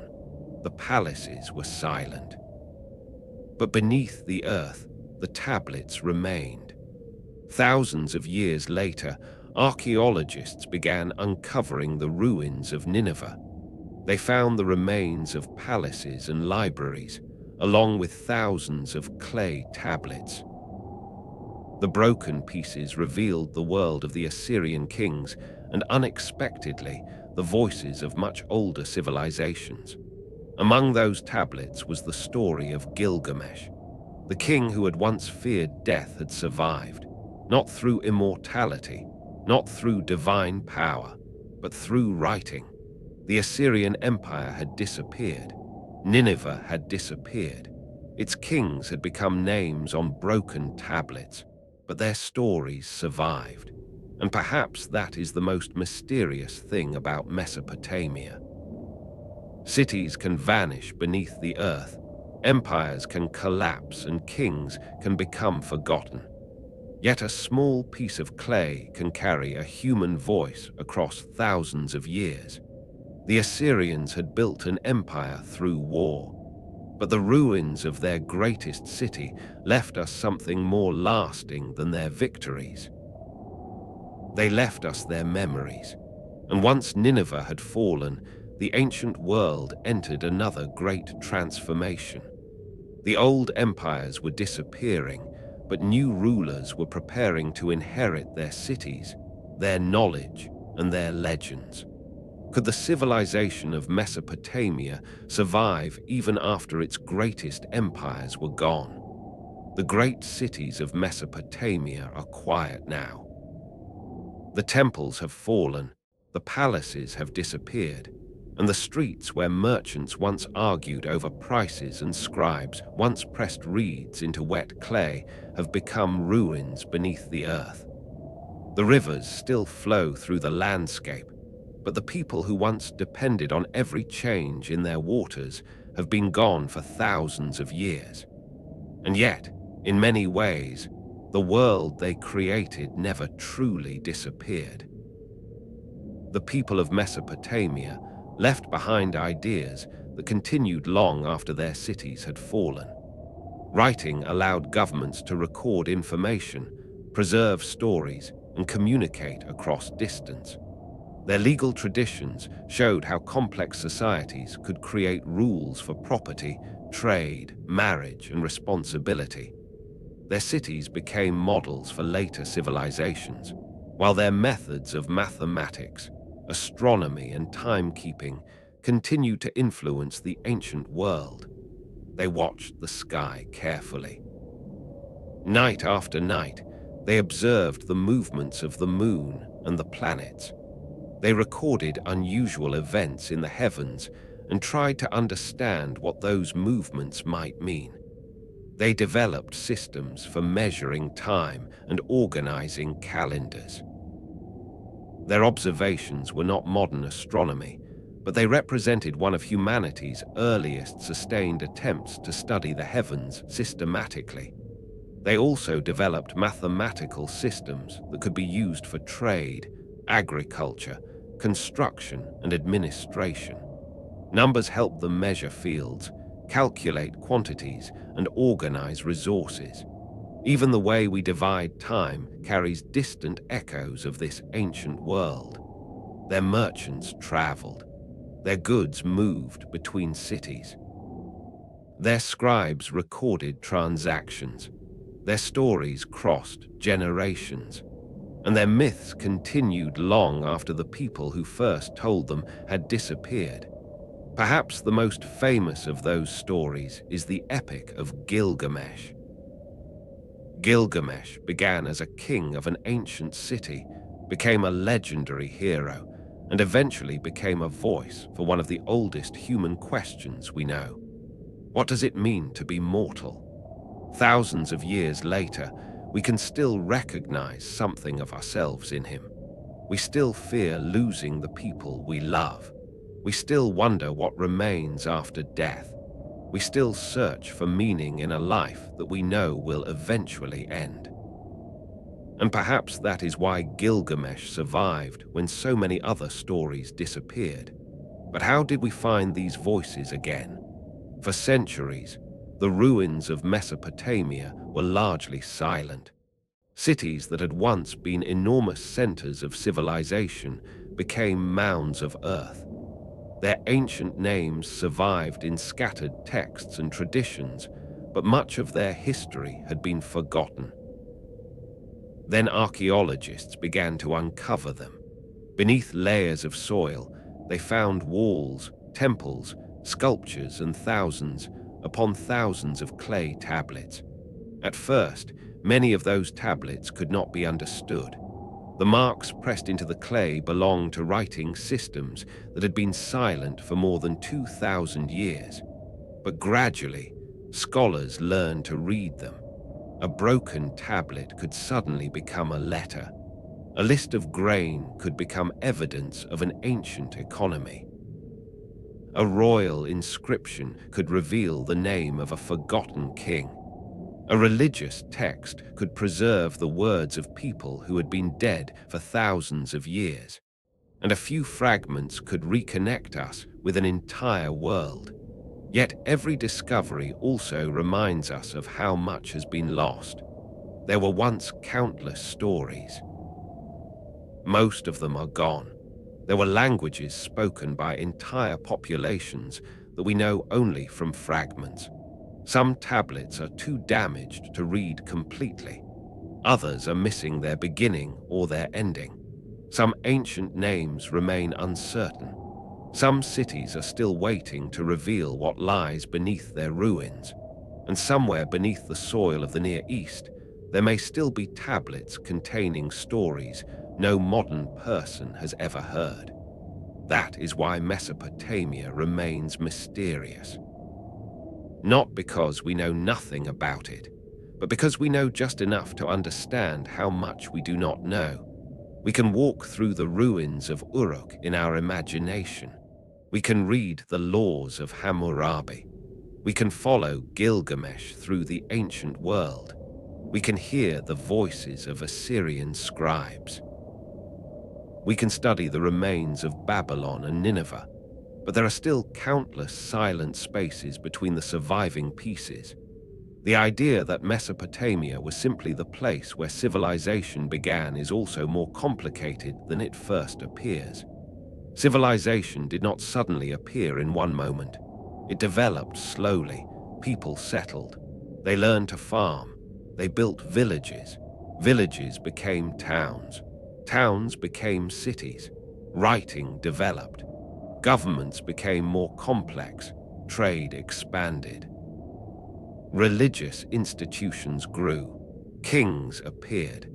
And over thousands of years, these developments interacted with one another. Mesopotamia was one of the most important places where many of these transformations happened, but it was part of a much larger human story. The people who lived there were not simply the first humans to become civilized. They were human beings trying to solve the problems of their own time. They needed food. They needed water. They needed shelter. They needed ways to trade. They needed ways to settle disputes. They wanted to understand the gods. They wanted to understand the stars. They wanted to remember the dead. And they wanted their own stories to survive. That last desire may be the most familiar of all. Because when a Mesopotamian scribe pressed a reed into wet clay thousands of years ago, they were doing something remarkably similar to what we do today. They were leaving a message. Perhaps they did not know who would read it. Perhaps they imagined that someone in the future might see their words. Perhaps they simply wanted to remember something before it was forgotten. Either way, the message survived. Tonight, we have traveled through that ancient world. We have followed the rivers. We have entered the first cities. We have watched writing emerge from simple marks on clay. We have looked into the mysterious world of Mesopotamian gods. We have followed Sargon as he built an empire. We have walked beside Gilgamesh and Enkidu. We have listened to the ancient stories of the Great Flood. We have entered Babylon and seen the laws of Hammurabi. We have watched the armies of Assyria rise and Nineveh fall. And finally, we have stood among the ruins and listened to what remained. The rivers are still there. The earth is still there. The stars still appear above the ancient landscape at night, but the cities are silent. The voices of the kings are gone. The footsteps of the merchants are gone. The farmers who once watched the rivers have returned to the earth. The scribes who pressed their reeds into clay have been gone for thousands of years, and yet their words remain. Perhaps that is the quiet miracle of Mesopotamia. Stone can break, cities can fall, empires can disappear, names can be forgotten. But a small mark pressed into clay can sometimes survive everything. It can cross centuries. It can cross languages. It can cross the rise and fall of kingdoms. And eventually it can reach us. So as the night grows quieter, imagine the ancient rivers flowing beneath the stars. Imagine distant lamps glowing inside a sleeping city. Imagine a small clay tablet resting in the darkness beneath the earth, untouched for thousands of years. And imagine the person who once held a reed in their hand. They could not have known that their civilization would one day become ancient history. They could not have known that their cities would become ruins. They could not have known that strangers thousands of years later would study their lives and wonder about their dreams. But they left something behind. A name. A story, a law, a calculation, a prayer, a memory, a message from one human life to another across an unimaginable distance of time. And perhaps that is what remains of Mesopotamia most of all. Not simply the ruins, not simply the kings, not simply the temples, but the quiet reminder that the people who lived there were once exactly where we are now. Alive, looking at the night sky, listening to the rivers, wondering about the future, fearing death, loving their families, telling stories, and hoping perhaps that something of them would remain. Tonight, their world has remained with us for a little while longer, and now you can let it become quiet again. Let the rivers of ancient Mesopotamia continue flowing in the distance. Let the old cities fade slowly into the darkness. Let the tablets rest beneath the earth. And as the last lights of Babylon disappear beyond the horizon, allow yourself to drift away from the ancient world and into the quiet of the present. You no longer need to follow the kings. You no longer need to search for the lost cities. You no longer need to wonder what happened to the people who lived there. For tonight, their stories have been remembered, and now it is time to rest. Thank you for joining me on tonight's journey through history. Sleep well, and I'll see you in the next journey through history.